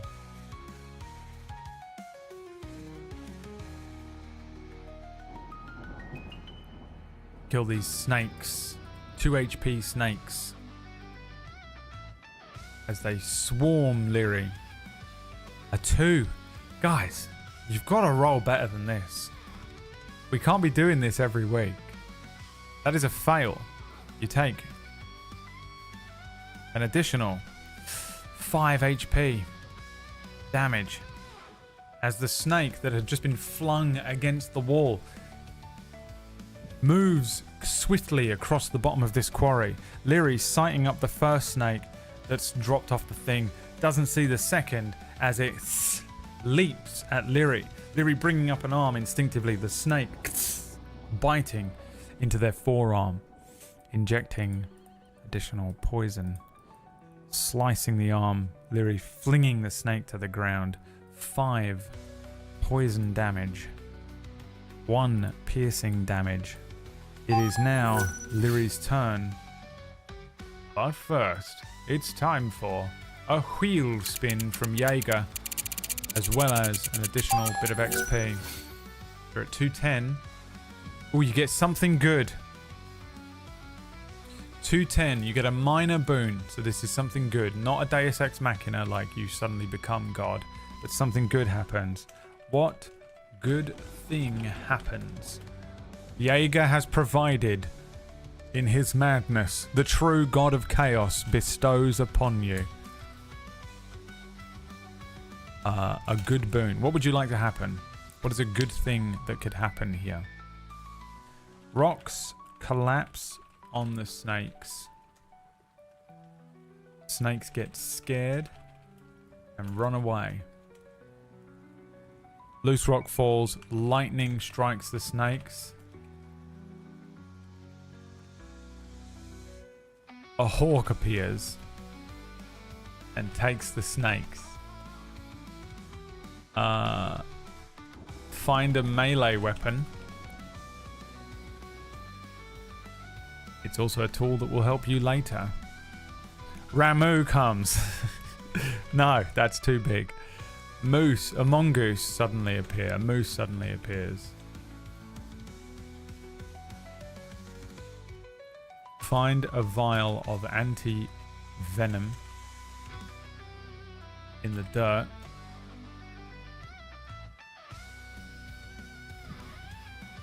Climb the wall. Okay. Let's go with those 8. I'm so used to doing 8 options because I can generally only fit 8 in, not on the normal poll screen. We can actually do a few more. I've got to remember that every time. So, what good thing would you like to happen here? On behalf of Jaeger, Jaeger has provided Rocks collapsing on the snakes. The snakes get scared and run away. Lightning strikes the snakes. A hawk appears and takes the snakes. You find a melee weapon. A mongoose suddenly appears. You find a vial of anti-venom in the dirt. Or you climb the wall. Snakes can't climb. Then why are they always in trees, Centillion? Why is there always pictures of snakes in trees? They're so scary. I'm not like phobia afraid of snakes like I am with spiders, but my god. Oh, snakes. Snakes are pure evil, man. They're borderline that sort of wasp scorpion thing where it's like there's no way that this was born. This thing does not exist on this planet for any other reason than it was born of evil. Straight up. The physical incarnation of evil is wasps, scorpions, and possibly snakes. Find a melee weapon. Okay, let's bring up a list of all melee weapons. D&D melee weapons list.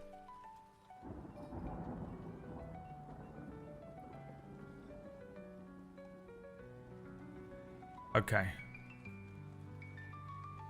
Those are ranged weapons. Okay. 1, 2, 3, 4, 5, 6, 7, 8, 9, 10, 11, 12, 13, 14, 15, 16, 17, 18, 19, 20, 21, 22, 23, 24, 25, 26, 27, 28. Let's roll a d28 and see what you get. Actually, let's not do that. Let's roll to determine whether you roll on the simple or the martial weapons table, which is a 1d2. A 1 being a simple weapon, 2 being martial weapons. 2, so it'll be a martial weapon. Maybe that's a 20. 1, 2, 3, 4, 5, 6, 7, 8, 9, 10. God damn it, I clicked the button. 1, 2, 3, 4, 5, 6, 7, 8, 9, 10, 11, 12, 13, 14, 15, 16, 17, 18.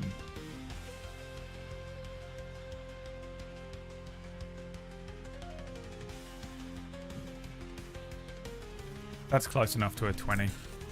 If you roll a 19 or a 20, we'll do something else. Start rolling, chat. I want you to pick what it's going to be. Here is a list of the melee weapons that you're rolling from. Battle axe, flail, glaive, great axe, great sword, halberd, lance, longsword, maul, morningstar, pike, rapier, scimitar, short sword, trident, warpick, warhammer, and whip. You are a fighter, so you can use all of them with proficiency. Any weapon that Lyri finds, they can use. They're an ex-soldier, mercenary. Let's keep rolling. You take the second roll, not that 12. 12 would have been 1, 2, 3, 4, 5, 6, 7, 8, 9, 10, 11, 12, a rapier. It's a 20. So you get the rapier. That's what you get. We're not taking Digital Dan's winning roll. We're taking the 12 from the serpent. Fuck you. That's what we're doing. On the ground.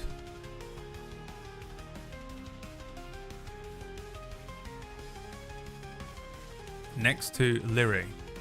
There's all sorts of scattered items that have been abandoned and left behind. But Lyri finds a rapier. A rapier is the fencing sword, basically. A long, thin blade.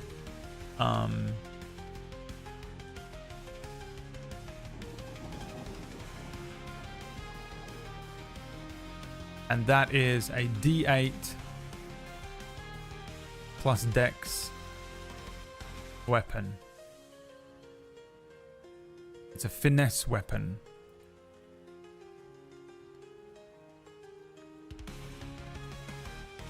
Which means you can use either strength or dexterity, but you want to use dexterity for this, which is good for you.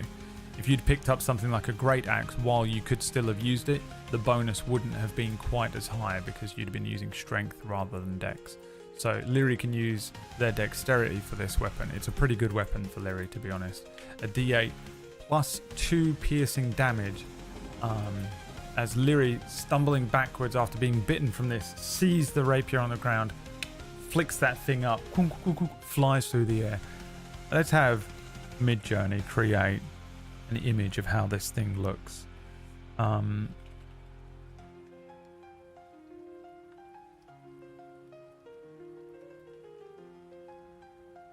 just going to write in the word rapier, D&D weapon,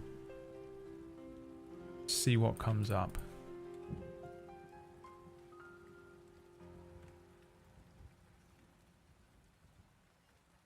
A finesse weapon works well for you, yeah. Okay. It is Lyri's turn. One of these snakes is on 1 HP. The other one, 2 HP. You're in a precarious position.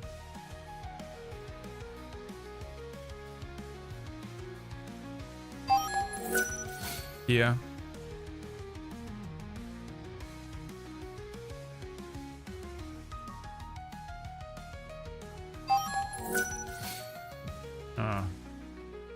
It does not like rapiers.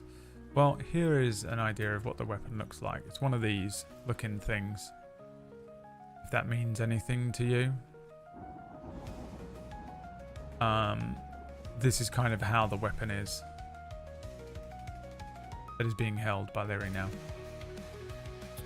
Chen, thank you very much for the 5 gifted subs.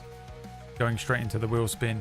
You also get an extra XP, 211 XP.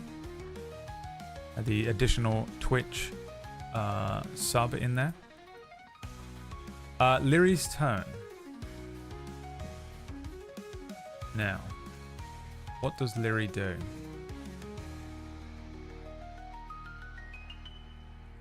I wish I had that list again. Attack melee. So that's a rapier attack. But you'll only get to attack one of them.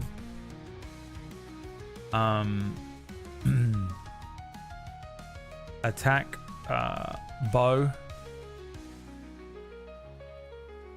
That's disadvantage to use the bow. Now, you have bonuses to any archery that you do because you chose archery as your thing.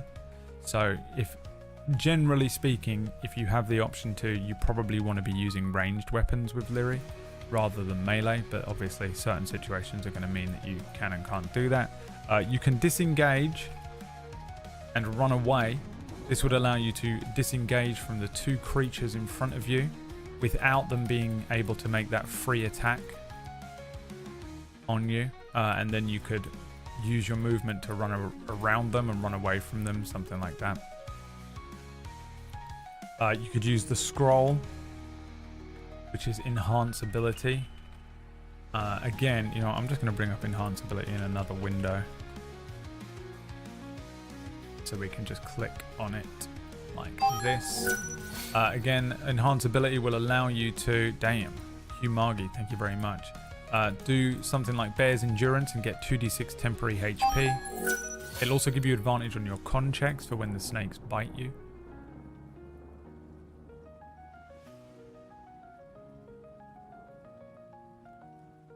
You can move without disengaging. The snakes will get a free attack on you, but you'll disengage will cost you an action. Shield is not a move. You don't have a shield, and there really isn't a move to just block. You can dodge, which means they have disadvantage on their attacks against you. But at this point, dodging is kind of... They're never going to leave you. So dodging is not... I would not advise it. You can attempt to pick one up and bludgeon the other with it. But again, that's multiple checks. Like, it'll be the same set of checks as you did last time, where you have to grapple one of them and then also successfully hit the other one with it. Failing to do so could result in disaster. But doing it successfully will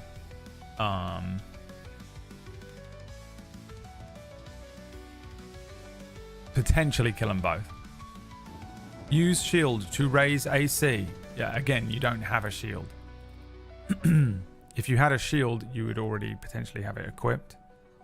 And that's how you raise your AC, so it's kind of passive anyway. It's not an active thing. Oh, you do have one. Oh, which means your AC is actually 13. Thank you for reminding me. You were getting that anyway. So actually I've turned it off and now your AC is 13. You can raise your AC to... Okay. Equip shield. That's what you meant. I thought you meant as like a move. Okay, go with those then. Attack melee rapier, and it will attack one snake. Attack with the bow, disadvantage, but you'll potentially have a higher chance to hit and do damage. Disengage and run away from the snakes. That's not flee from the fight, that's just get away from them. You could use the scroll to enhance ability, get more HP and bonuses to things like con checks. You can move without disengaging and still get your action. You could use the dodge thing to just avoid potentially being hit, but for how long can you hold that? You can attempt to pick up one snake and bludgeon the other snake with it. You can equip your shield. How do you equip shields in this? Does it cost an action? D&D.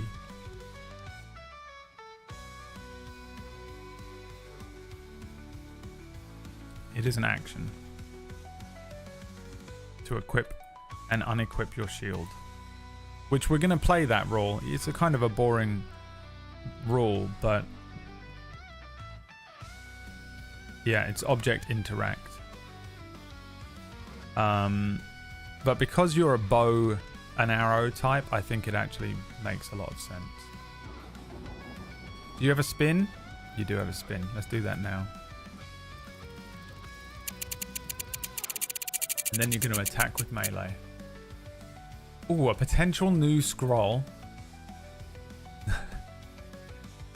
Let's see. Random scroll generator. Oh my fucking god. I am not kidding you when I tell you it came up with power word kill. I fucking hate D&D, dude. Brad, what does power word kill do? It's one of the most powerful spells in the game. It's a 9th level enchantment.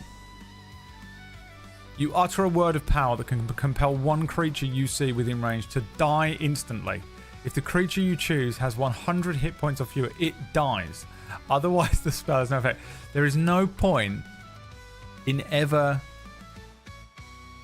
using this scroll again. That we need to adjust scrolls, dude.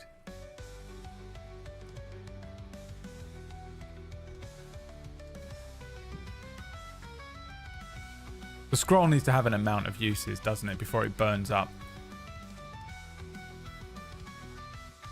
Or we make scrolls one use. I didn't think this through. No changing the rules. You're not allowed to change the rules. You can't move the goalpost. I can do whatever the fuck I want. I'm the DM.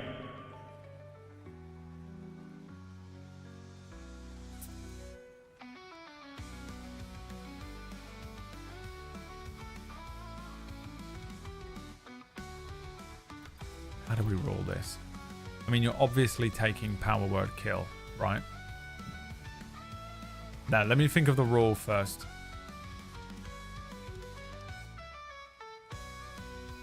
It needs to be that you get an amount of uses based on the level minus 10 minus the level. It's 10 minus the level, isn't it? So if it's a 9th level, you get it once. If it's a 1st level, you get it 9 times. That seems fair. So rule of scrolls is now casting time.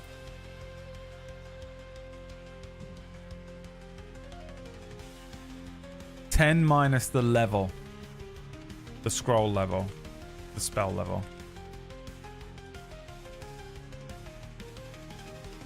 Limited casts of 10 minus the spell level. Because that way,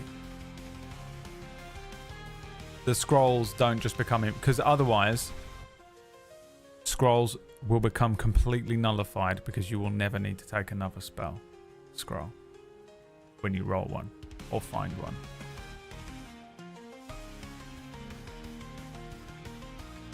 Right? So, that means with Enhance Ability,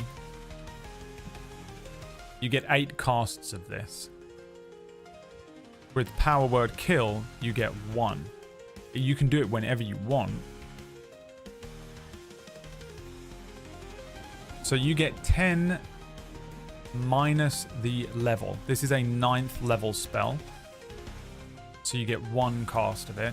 Whereas Enhance Ability is a 2nd level spell. So you'd get 8.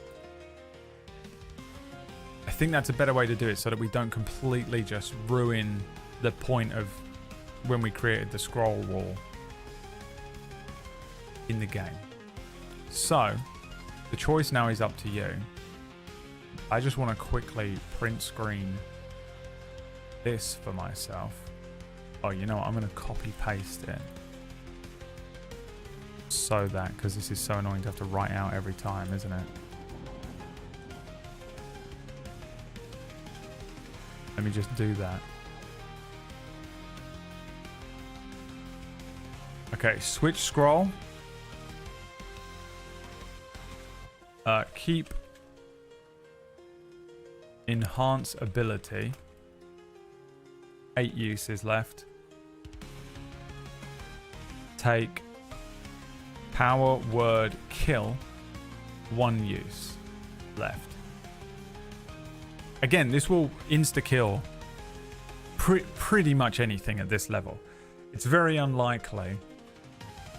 Like, you just have to... So this is a spell where you just literally go like this. Die. And someone dies. Now, if you happen to be... If you do it and they have more than 100 hit points, then they won't die immediately. It's a 50 kill sniper rifle. So the choice is yours. This is a big deal. Because this... It could be that you hold on to this Power Word Kill for months of this campaign. It could be that you are more practical and you think that the multiple uses of Enhance Ability would be more useful for you. The choice is yours. Use it on the BBEG. It's totally possible. It's totally possible. It's a great one to come up. Power Word Kill coming up is insane. Absolutely insane. I can't believe it. And then immediately I did the... All DMs know what happened in my brain when I went, uh-oh, I didn't account for Power Word Kill and wish and shit. I mean, I'm sure a part of my brain did. But, you know, this is the thing with a procedurally generated game. Time for more mini bosses. I mean, if you spin that wheel and you get a boss battle and you just use Power Word Kill on it, you'll just potentially get an absolute shit ton of fucking XP. You can power game a little bit. Power Word Kill is being claimed. Damn. Power Word Kill is in your pocket. Leary, switching out the scroll slot for Power Word Kill. And this you have 1 use of. 1 use of Power Word Kill. Bew Bew, my future wife, coming in. Bew Bew's probably like 73 and like, why does he keep saying that? Thank you so much for the gift subs. Twitch added an extra one, so you get an extra XP there, 212 XP. If you use it on the 1 HP snake, I mean, I'm not going to say it would be legendary, but I would lose my mind. I'd probably give you something for it, because inspiration is useless in this. I'd give you something for it, but I don't know what, and it definitely wouldn't be worth it. But okay, power word kill in the pocket, because I got a one hand in my pocket and the other one is casting power word kill. So what were we doing? You were going to melee attack one of these snakes. Which one would you like to attack? Which snake? Attack which snake?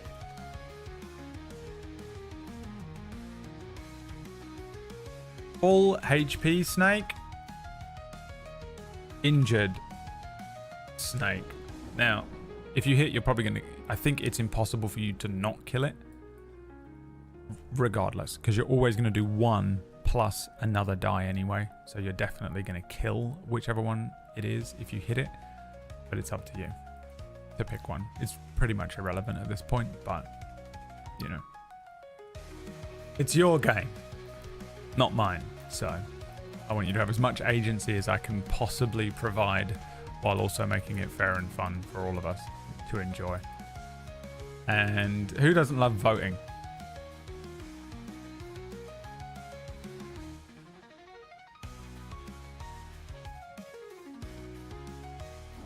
And who doesn't love voting?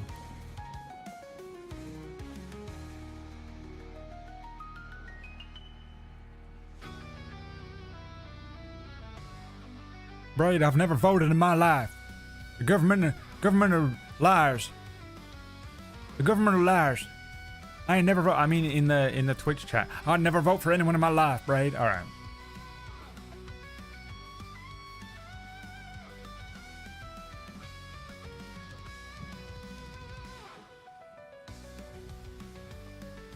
Full HP snakes getting slapped. Okay, this is it. The attack roll comes in for Lyri. Lyri with the rapier has a +4 to this attack, so you'll see the longbow has a +6, and that's because your fighting style is archery. +4 to the attack roll with the rapier. It is up to you to roll this. Go! ! Roll D20 in the chat, and you get a +4 to this roll. Now, if I were rolling it, you would have got a natural 20, and also, even if you were rolling at disadvantage, you would have got a natural 20. I'm telling you, the gods of Roll20 love me this year. However, I'm not rolling it. You are. Means I actually need to roll it again, because we need a fail roll. It's unreal, dude. If you've been watching Cura, it's so horrible, because I'm like, please just defeat them so that you can just move on. And then I'm like, I've rolled a natural 20, your character is dead. An 18 +4 is a 24. You definitely hit this snake. You're going to deal 6 piercing damage to this one, the full HP snake here, as Lyri kicks that rapier up into one hand. This light sort of, and old, I think this thing has been sat here for a while. Kind of rusted, a little busted up, this rapier. It's not sharpened, it's not in good nick, but it is still, you know, definitely enough to, there's just a little slice, the rapier moving through the raindrops as the snake's head does that thing where it parts after a second. The head falling to the ground, the snake's body flipping about. One of the snakes defeated by Lyri. Now Lyri has an option here to move or to stay where she is. I don't think you have any other bonus actions. So move or stay. You can move, the snake will potentially get a free attack on you, but you've still got your movement. Or you can stay and it'll hand over the thing to the snake's turn. It's a bit, either way, you're probably going to get attacked. Either way, you're probably going to get attacked, but there are some other options because you can still move.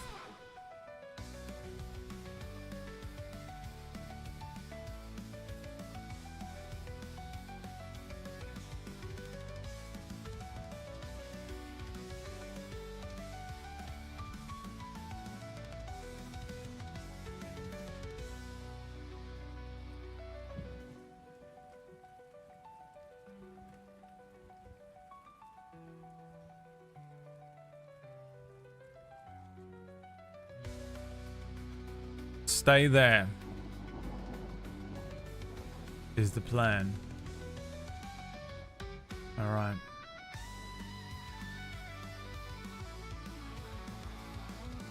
Let's see. You killed a snake. It is now the snake's turn. Snake's going to try and attack you. Your AC is currently 13.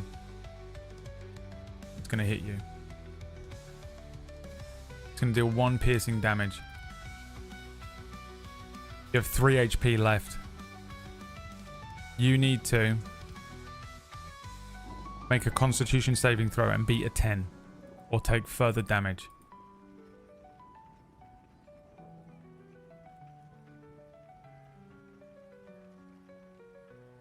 You have a +3 to it. Let's roll well, chat. Come on, don't fuck it up this time. Why is our armor class 13 now? Someone reminded me that we don't have the shield equipped. Because, is that a drone? Am I about to blow up? Guys, if I'm about to be exploded, I'm actually quite happy about it. Because that's a pretty quick way for me to go out. And I'll take it at this point. The slow death that my life has been.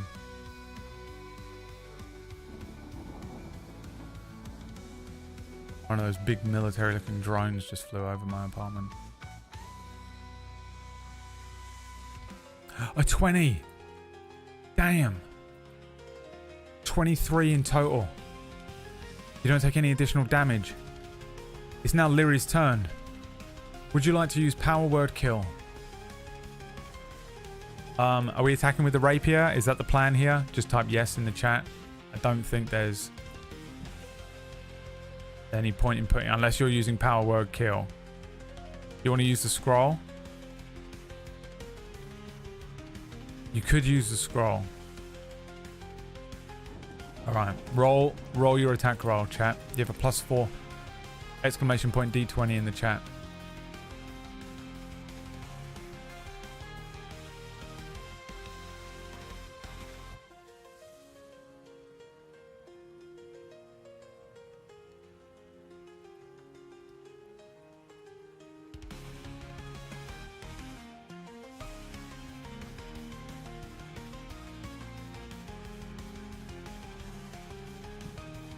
And let me know what you get.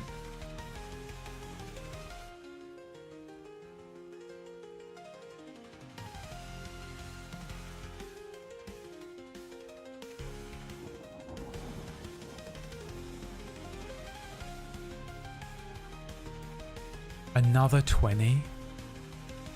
Are you fucking kidding me? You just did 14 damage to this snake. Cutting one snake's head off. The snake launches itself up at Lyri. The snake bites into like a part of Lyri's armor, one of the teeth, just making through a tiny little bit of damage, 1 piercing damage worth of tooth, before Lyri spins around.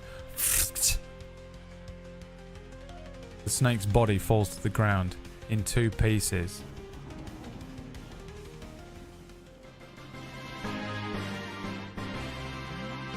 Breathing heavily. A triple backflip I'm going to let you have right now. Out of the poison and up onto the upper level of this quarry.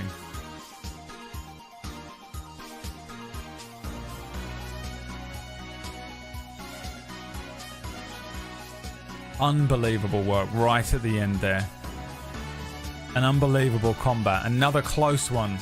Real close.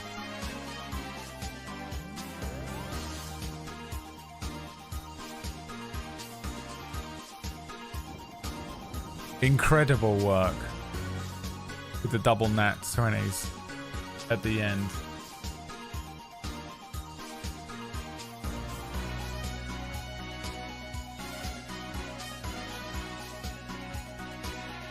Okay. Let's have a look at some XP.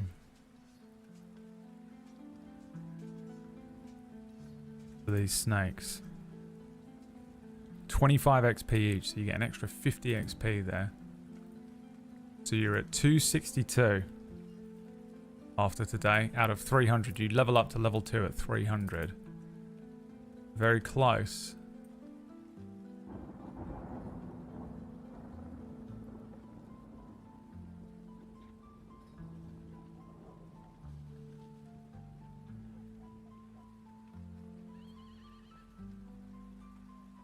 Twitch is at 14 currently. Oh, did I miss 2 XP? So you're at 64. Damn, did I get 14 subs out of Twitch today? It's so funny because they don't lose anything, right? They just click a button. It's just a number on a screen for them.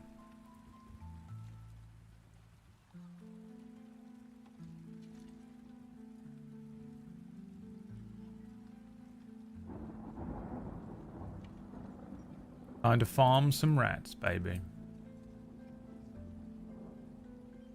Okay.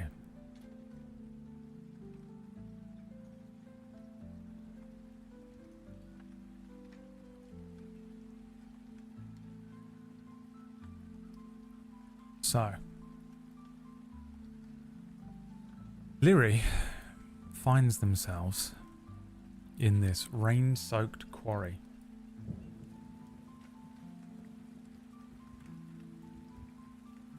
I don't think Lyri has any idea where they are. So let's make a survival check to see if you can figure out, get your bearings. +2 to your survival check. Exclamation point. Roll D20.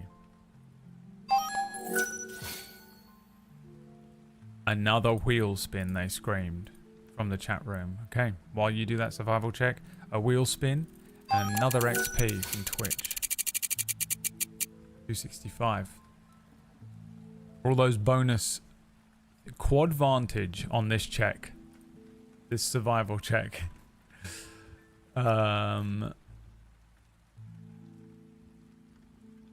Keep rolling. We take 4. So there's a 12.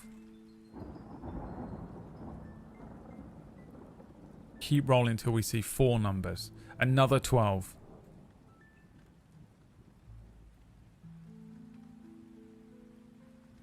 Keep rolling. You know what time it is. Keep on rolling, baby.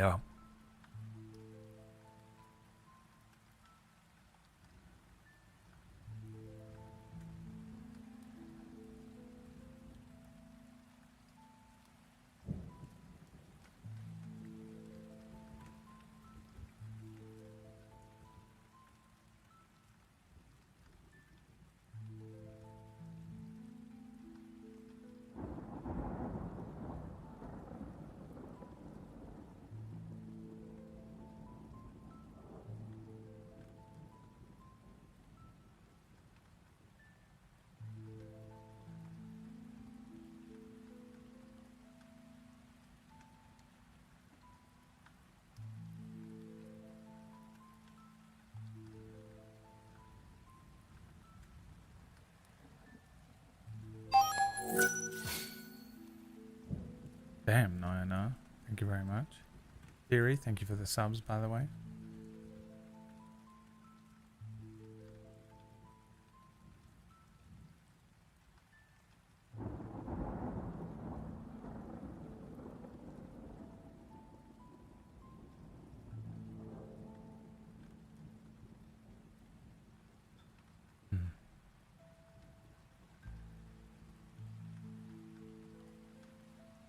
Hold on.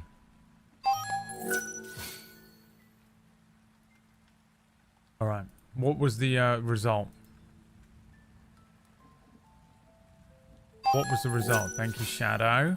You want another XP, don't you? siphoning off XP from me, trying to get that up to 300. I know what you're doing. The result was a 19. Okay, a 19 plus 2, 21. Leary, looking around in this quarry, takes a look about, looks for the, looks for any clues that suggest where they might be. There are some quarries that several times have been mentioned to Leary in the town of Badgerbrook. Some of them salt quarries and some of them are quartz quarries. The quarry that you're in, the quarry that you're in is a very old and very abandoned quartz and salt quarry. It is. It looks like a little of both. A little of both. I think on a where salt meets rock. Yes, I'm gonna say because you rolled so high. There he pulls out, maybe steps underneath a kind of an old wooden awning, a few pieces of old discarded mining equipment around, and pulls out that letter and sees in the hills where stone meets salt. Taking another glance about, find the old tunnel where miners halt. You really can only see one tunnel entrance.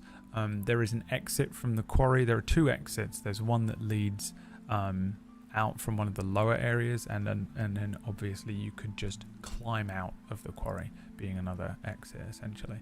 But there is a tunnel that seems to lead deeper in to the quarry. Find the old tunnel where miners halt. The path to freedom starts in dust. Seek the hammer that's turned to rust. Maneuvering around and looking down into that lower section, essentially where those two dead snakes are that you've just defeated, you can see an old tunnel entrance with that smog and fog slowly pushing out from that entranceway. Give me a perception check, please, chat. An exclamation point, roll d20. Your perception is a +2, and I'm going to spin the wheel for you as well while you do that. You take the second roll this time. You get an item. You get an item.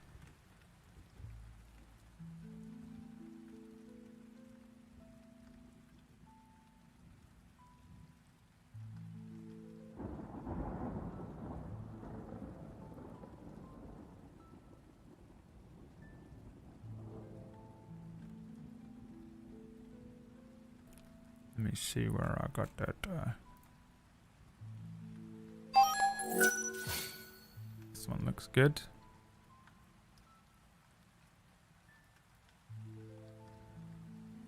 No, maybe not. What's the winning roll? An 11.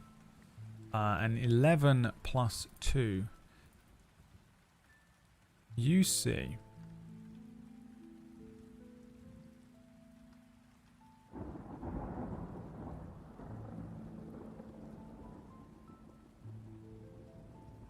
Above the entrance to that mine, the symbol of a sort of orange hammer.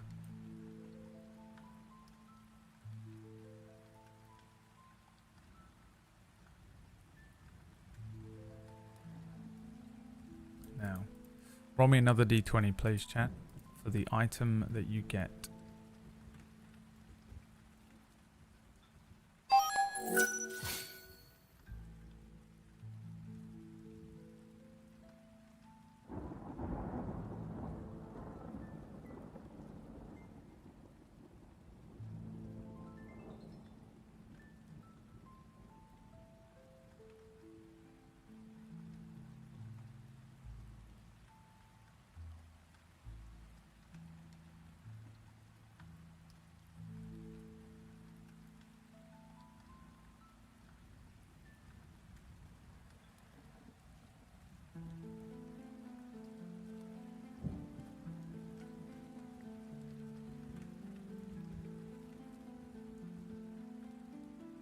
roll a d3 for the table that this is going to be on. 2. An 11. Is that correct?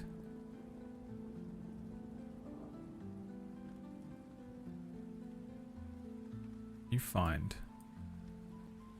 a hip flask full of cheap whiskey. Sitting on one of the tables here is a relatively nice looking hip flask, still in good shape.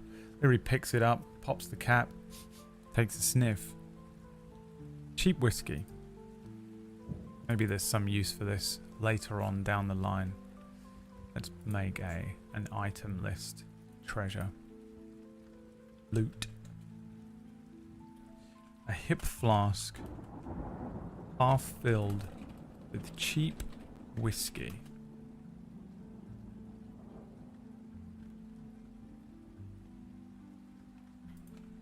Is what you find on that loot roll there. Thank you, Dirky Dirk, Feemore, and Twitch. Did I add the extra one for Twitch? Don't know. Okay. We ask, what does Leary do now? Standing in this, you get the sense that it isn't magical. You're standing in the quarry, rain coming down. Access to the area that it feels like you might have found the quarry that you were looking for to be able to meet with the resistance, but there does appear to be this poison kind of leaking out from the entranceway, this tunnel that you need to gain access to. Injured, a little battered, a little broken. You can equip shield for free, but remember that if you equip a shield and then you need to use your bow, you need to unequip the shield and equip the bow. And as an archer, there's a reason that I don't automatically equip the shield between fights for you, because it makes much more sense that you stay prepared with the bow than the sword. She's a bow fighter. Equip. So I'll put it on the list. Equip shield. Short rest. Can we harness the shield to our forearm though? Nope. Otherwise, why would I have said anything that I just said? Study the rapier. Long rest. Drink whiskey. It'd look so cool. Well, you'd have to find a buckler or something, a small arm shield, which would be a very unique item that realistically you're probably only going to find at maybe a merchant, or if you chose to, you might be able to do something like when you get the something good spin or a Deus Ex or something, you can suggest it then, but it is a very homebrewed thing. There isn't really anything that is just like an arm shield, although I've made a couple in games before. I actually have one. I think Cirrus has one in Cura and has never used the mechanical properties of it. Craft a Molotov with the whiskey.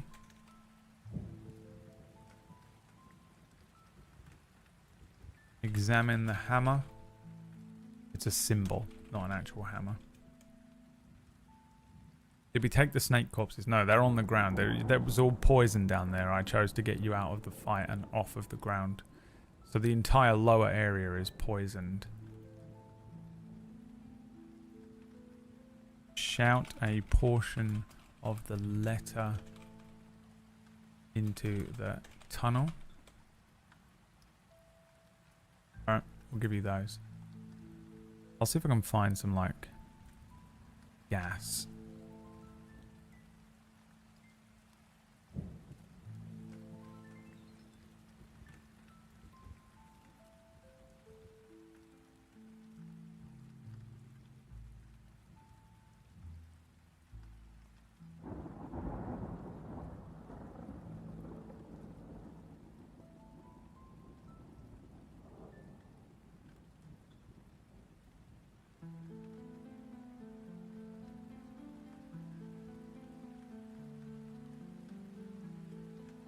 So that I'll bring you back to that battle map to give you a better idea of what you're looking at. Short rest is the plan here. Okay.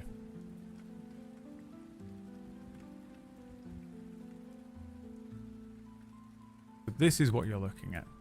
The bottom layer of this quarry has a mine entrance there, if you can see that. Leary jumped up out of that lower area, which is filled with gas. This is where the snake corpses are. So you little loot bugs who are like, I'll take the I'll be able to sell that for 1 copper. Snakes are in that gas, and there is gas just coming out. It's not as intense as this. That looks like it's like pouring out, but I couldn't find a quicker thing for it. There's just a sort of general smog that's like sort of slowly moving out from within that entranceway. The symbol of the hammer is at the top of this thing here. Leary's probably over here at this point, looking over the thing. Let's take a short rest. Now, this is only an hour, so I'm just going to give it to you for free. Now, on a short rest, you can roll your hit dice.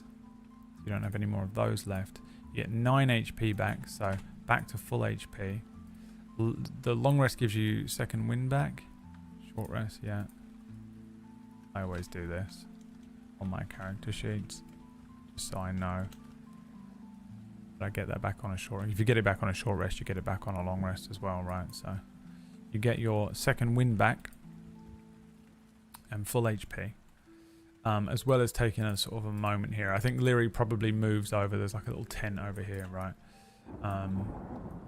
Take shelter underneath this thing, bandaging up their wounds like very, Rambo action hero movie style. Bandaging their wounds, taking a breath, maybe grabbing some like beef jerky out and eating that. Spending maybe about an hour just surveilling the area, surveilling the entranceway, bandaging up their wounds and resting in such a way that they're able to recover. In terms of HP, you're at full HP, but you no longer have any hit dice, so another short rest at this point would do nothing for you, really. But you do recover your second wind ability. I think that's it. That's all you get. Okay. Short rest is complete. What does Leary do now? Any other suggestions as well are welcome. You can equip the shield. You can study the rapier you picked up. You could do a long rest instead, but there's not really any point, so I'm just going to take it off. Your long rest would give you that hit die back. You could craft a Molotov. You could examine the hammer. You could shout a portion of the letter down the tunnel. Does poison bypass AC? No, I don't really understand the question. There's also, it's confusing. There's 2 types of poison. There's poison damage. So when you are hit, it's already gone past the AC element. The attack rolls are attacking. You attack to see if you can roll higher than the person's armor class, their AC. Once that happens, then you move on to damage, how much damage is applied. If it's poison damage, you're already past the AC part anyway, so regardless. The only real thing that reduces damage in that way is something like resistance. So if you had resistance to poison damage, it would do half. But there's also a poisoned condition, which will give you disadvantage on everything, basically. Find a gas mask.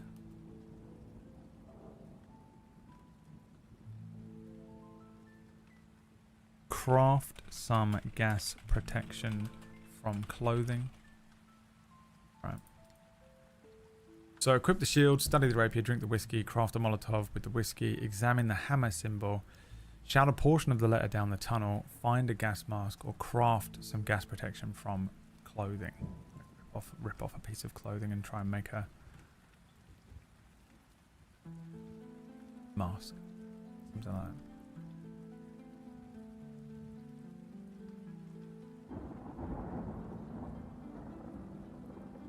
What would you like to do? The choice is yours. You can vote in the Twitch chat room by typing the number. Relevant number to the thing that you want to do.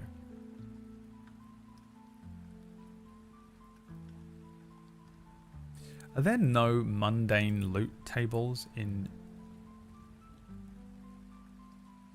D&D anywhere? It's so annoying.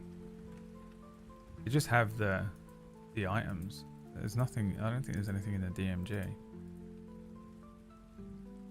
They have magic item tables, but they don't have any mundane tables.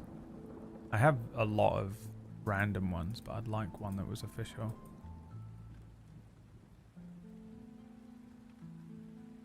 Maybe it's a rapier of gas immunity. We win D&D. We choose to win D&D. And you will allow us, for we are the players, and we are petulant. Do you hear me? We are petulant.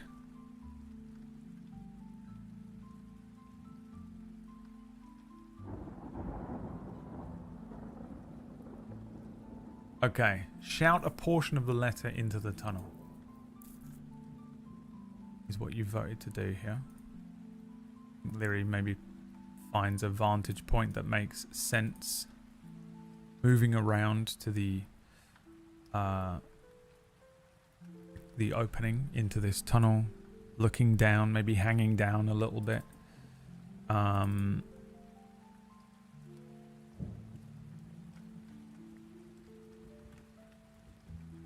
Leary sort of shouts into this cave. In the hills, where stone meets salt, find the old tunnel where miners hold. Hold. Roll me a perception check, chat. Exclamation point. Roll D20 in the chat room. You have a +2 to this perception check. The sound of their voice echoing down the tunnel.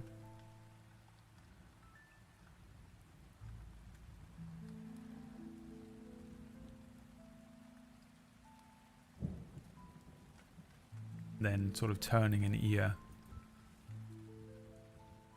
listening to see if there's any return or anything happens, or is any change, a disturbance in the force, perhaps.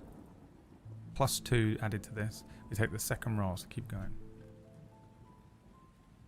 Thank you very much for the subs today. I appreciate it. There's how many in there at the moment? 2, is that correct, Shadow?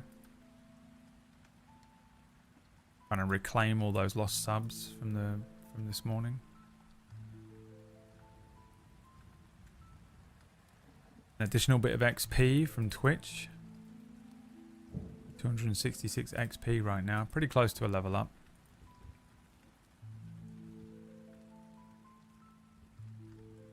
An 18. +2 is a 20. A dirty 20. Listening. Trying to sort of tune out the thunderstorm and hearing their own voice echo down the tunnel.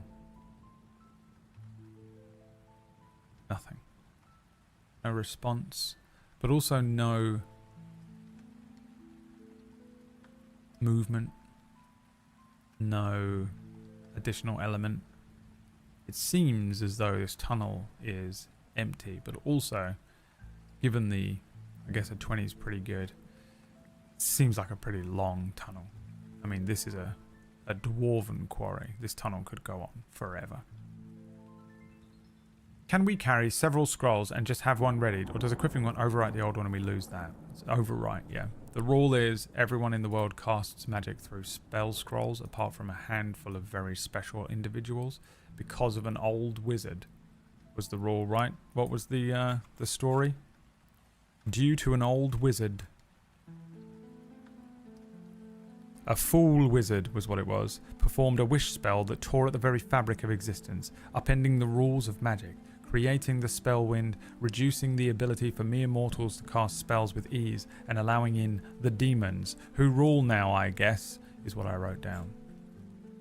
So everyone who casts magic casts it through a scroll in their pocket that I imagine just rewrite. Like it's the same paper, but the sigils and the writing on the scroll change and charge with whatever spell is currently imbued in it.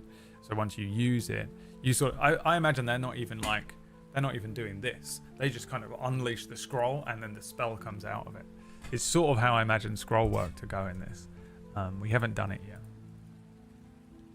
I don't think you've cast the spell with the scroll. You attempted to once, but had the curse of the scroll being blurry, which I'm going to say is cleared. Because it was on the previous scroll. I think it's fair that it's gone now. No fire can ever be put out in front of you.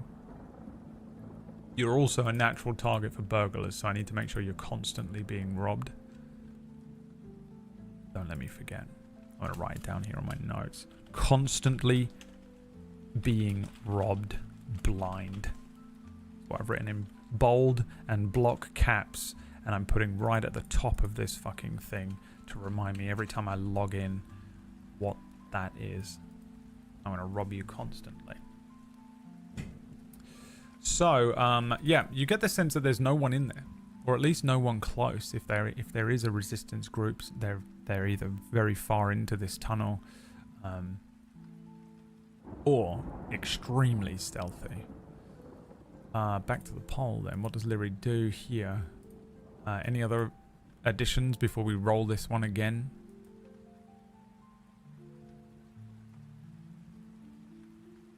Fish out the dead snakes. Absolutely obsessed with the dead snakes. You know what would happen to me as soon as I killed these snakes? I wouldn't even think about them ever again.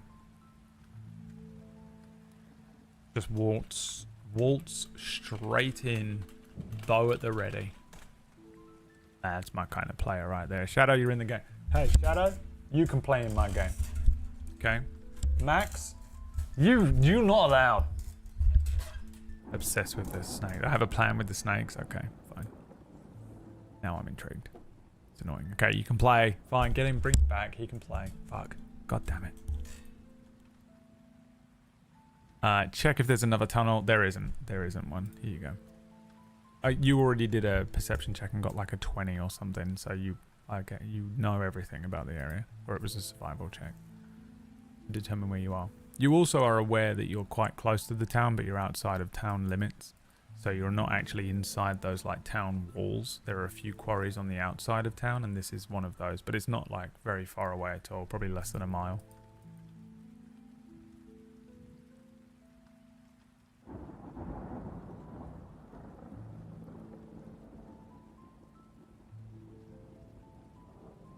Examine the hammer symbol is what you want to do next.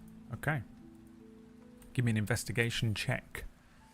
You have a -1 to this because you chose int to be your dump stat. As do all petulant players of Dungeons and Dragons.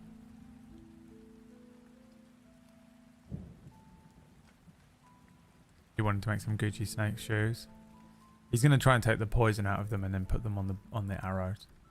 Because that's what every single player does. There's absolutely no way it's anything other than that. You put something poisonous in front of people. Make them into a long tube gas mask. Oh yeah, that'll work. Because this is a fucking... this is literally Tom and Jerry. That's how that works with a disgusting piece of meat. They just turn into you just pick them up, cut the insides out, and they turn immediately into a hose pipe. Fucking Bugs Bunny rule. I heard this thing the other day where someone said, like, you're Legolas, not Bugs Bunny. You know? Like, yeah, Legolas can do some, like, crazy gravity-defying shit. But, like, Bugs Bunny's doing, like, mad shit. People that are playing D&D think they can just pick up a snake and turn it into a fucking hose pipe in 15 minutes. But I got a natural 20. Doesn't matter. It's still just a fucking sloppy, dead piece of meat with blood and guts and snake skin. You just fucking put it around your mouth. Can I breathe through it? No. You just have dead snake bits and dust and dirt from the ground in your mouth, and you're surrounded by poison.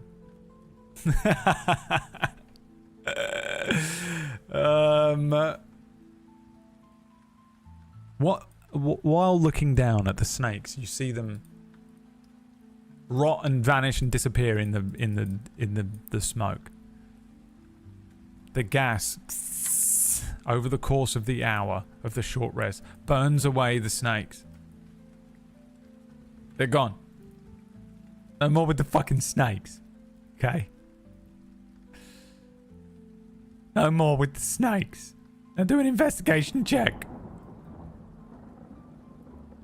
It's poisonous and corrosive. That's right. The scientist in the chat.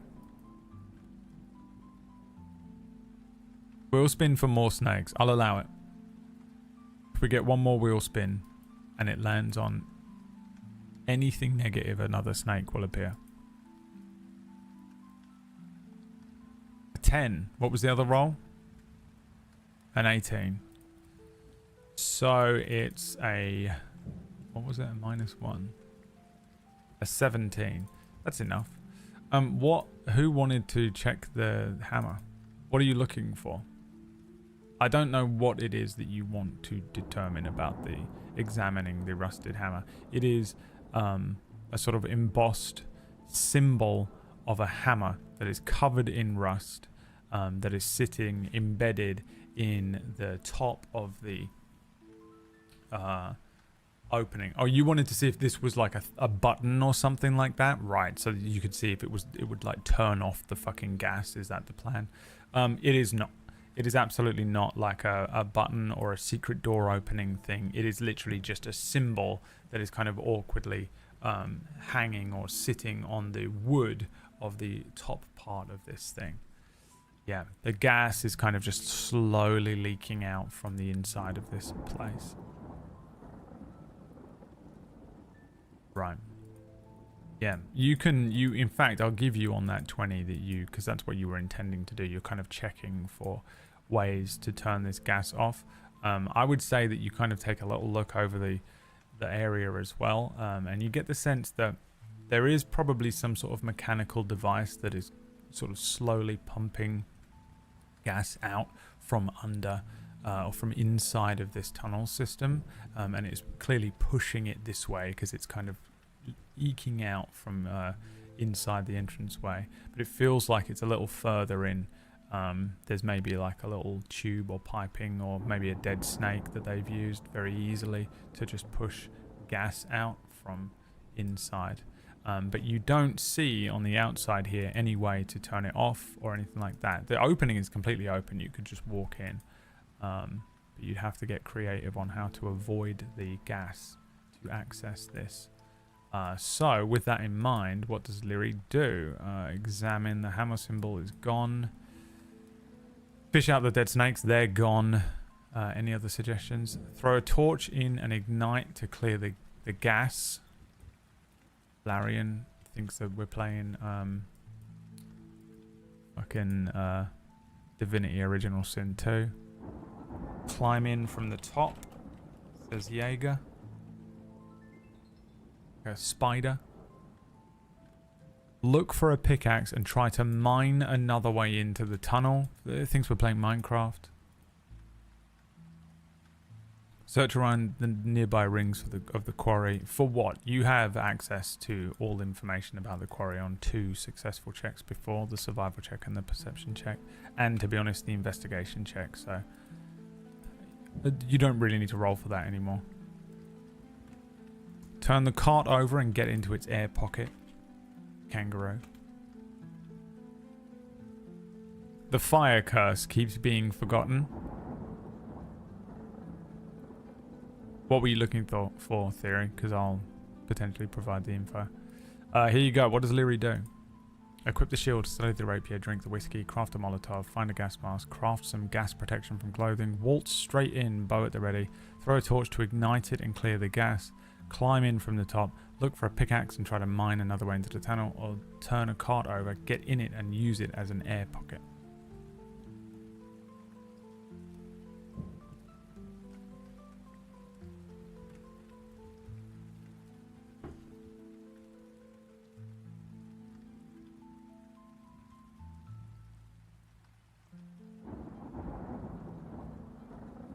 What do you want to do? Choice is yours. Dear sweet chat room, friends, children.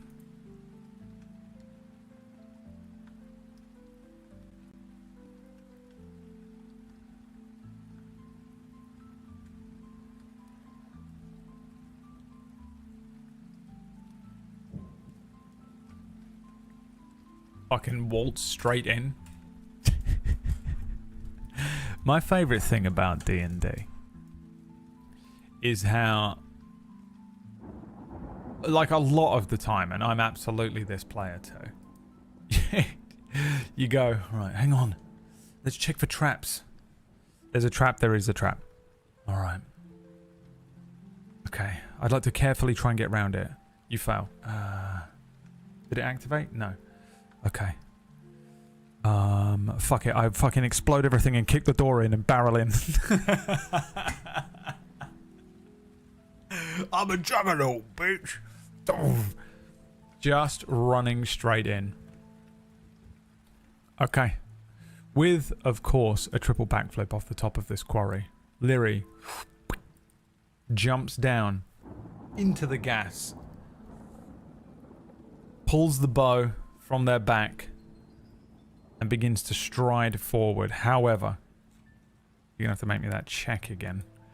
A Constitution saving throw, please, from the chat room. Try and survive the fumes.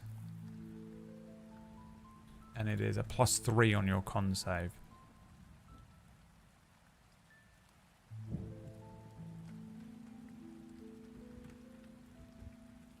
Leaping into the thunderstorm and the night sky. Bow on back. Landing as it is removed from shoulder and back. Looking and peering forward into this tunnel. Dark vision adjusting partially and seeing nothing more than a tunnel stretching out ahead of them. The smog and poison of the fumes of this noxious, toxic gas. Once again, stinging Lyri's eyes, clogging the back of their throat. Let's see if you can survive. You've got to roll a Constitution saving throw with a +3 to it. Keep rolling. I know you're all bored. Everyone wants to go home. Let's see what you. Let's see how you do here. An 8. Oh, it's not enough, is it? You have a +3. You have to beat a 12. I'll let you pick again. Would you rather take poison damage? Take the poisoned condition. Choice is yours. But you have failed by 1. How long does the condition last? You don't know. You do know that it will be a d6 of poison damage.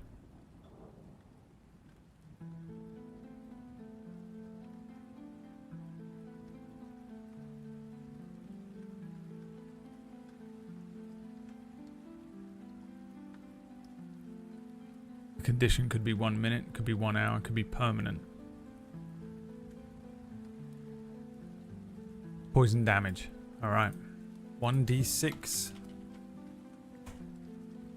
Max damage again. I'm so good at rolling. You look so good in blue. You look so good in blue. Lyri steps in to the quarry. Stepping into the tunnel. If only you'd cast Enhance ability. We see Lyri step into this tunnel. The fumes and the noxious gas still pushing forward. The dark vision on Lyri's eyes kicking in as the tunnel stretches out ahead. The sound of the thunderstorm giving way to the sounds of a hollow cavern system ahead of Lyri.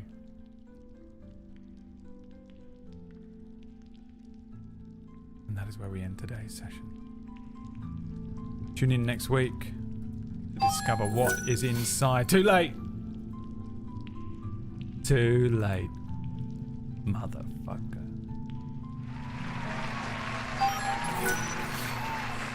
Too late, motherfucker.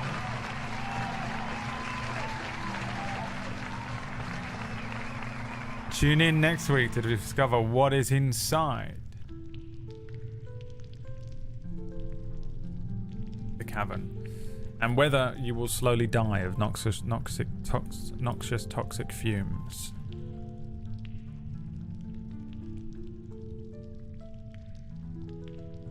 Thank you for playing, everyone. It's 18 for Twitch. I said it was too late, motherfucker. What did I say? Too late, motherfucker. Alright, fine. I'll give you 268 XP for today's session. Congratulations. You are now still level 1. Alright. That's the end of this session. That was a good one. Again, this continues to be the most legit, not legit D&D game of all time. This is just how legit D&D is as a game, I think. Maybe.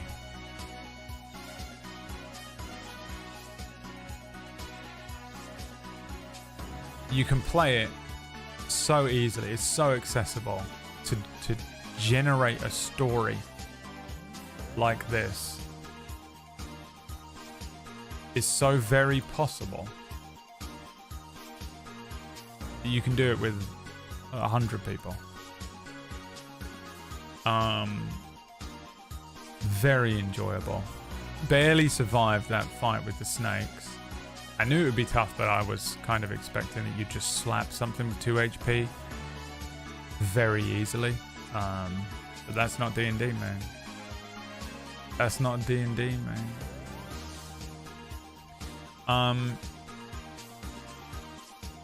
Let's see, what do we got going on? Tomorrow, we're going to continue playing Space Marine, but we're going to do the co-op thing with Maya and Leah.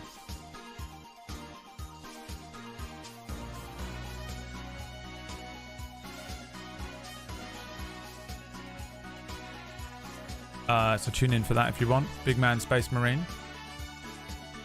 Next Sunday, we'll continue playing this. However, if you'd like to watch some quote-unquote real D&D, head on over to Table Story. There is a new show starting this week that is run by me called Non-Canon, which has a sort of slight element of chat interaction.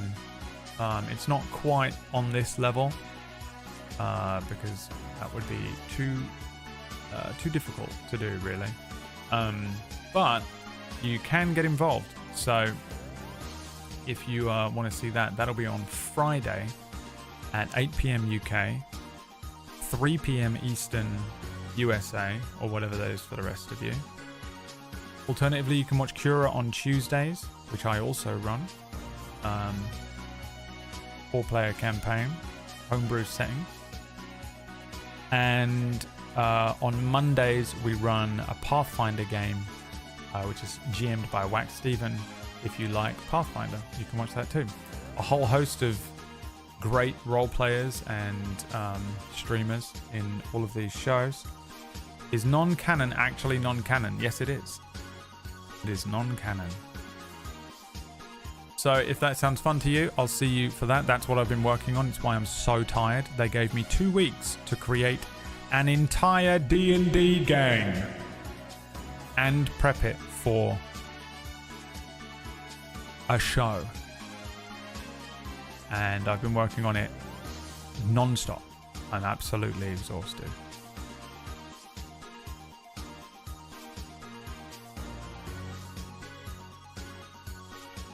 So we'll see you there for that one if you want to watch it. I'll see you then. Otherwise, I'll see you tomorrow for more Space Marine. Thanks for watching, everyone. Thank you so much for the subs.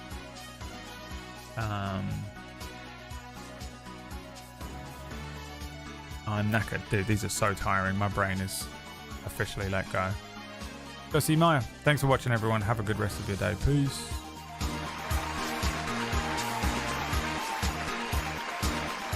The trailers are up for non-canon. If you want to watch them, they are pinned in the Table Story Discord non-canon channel.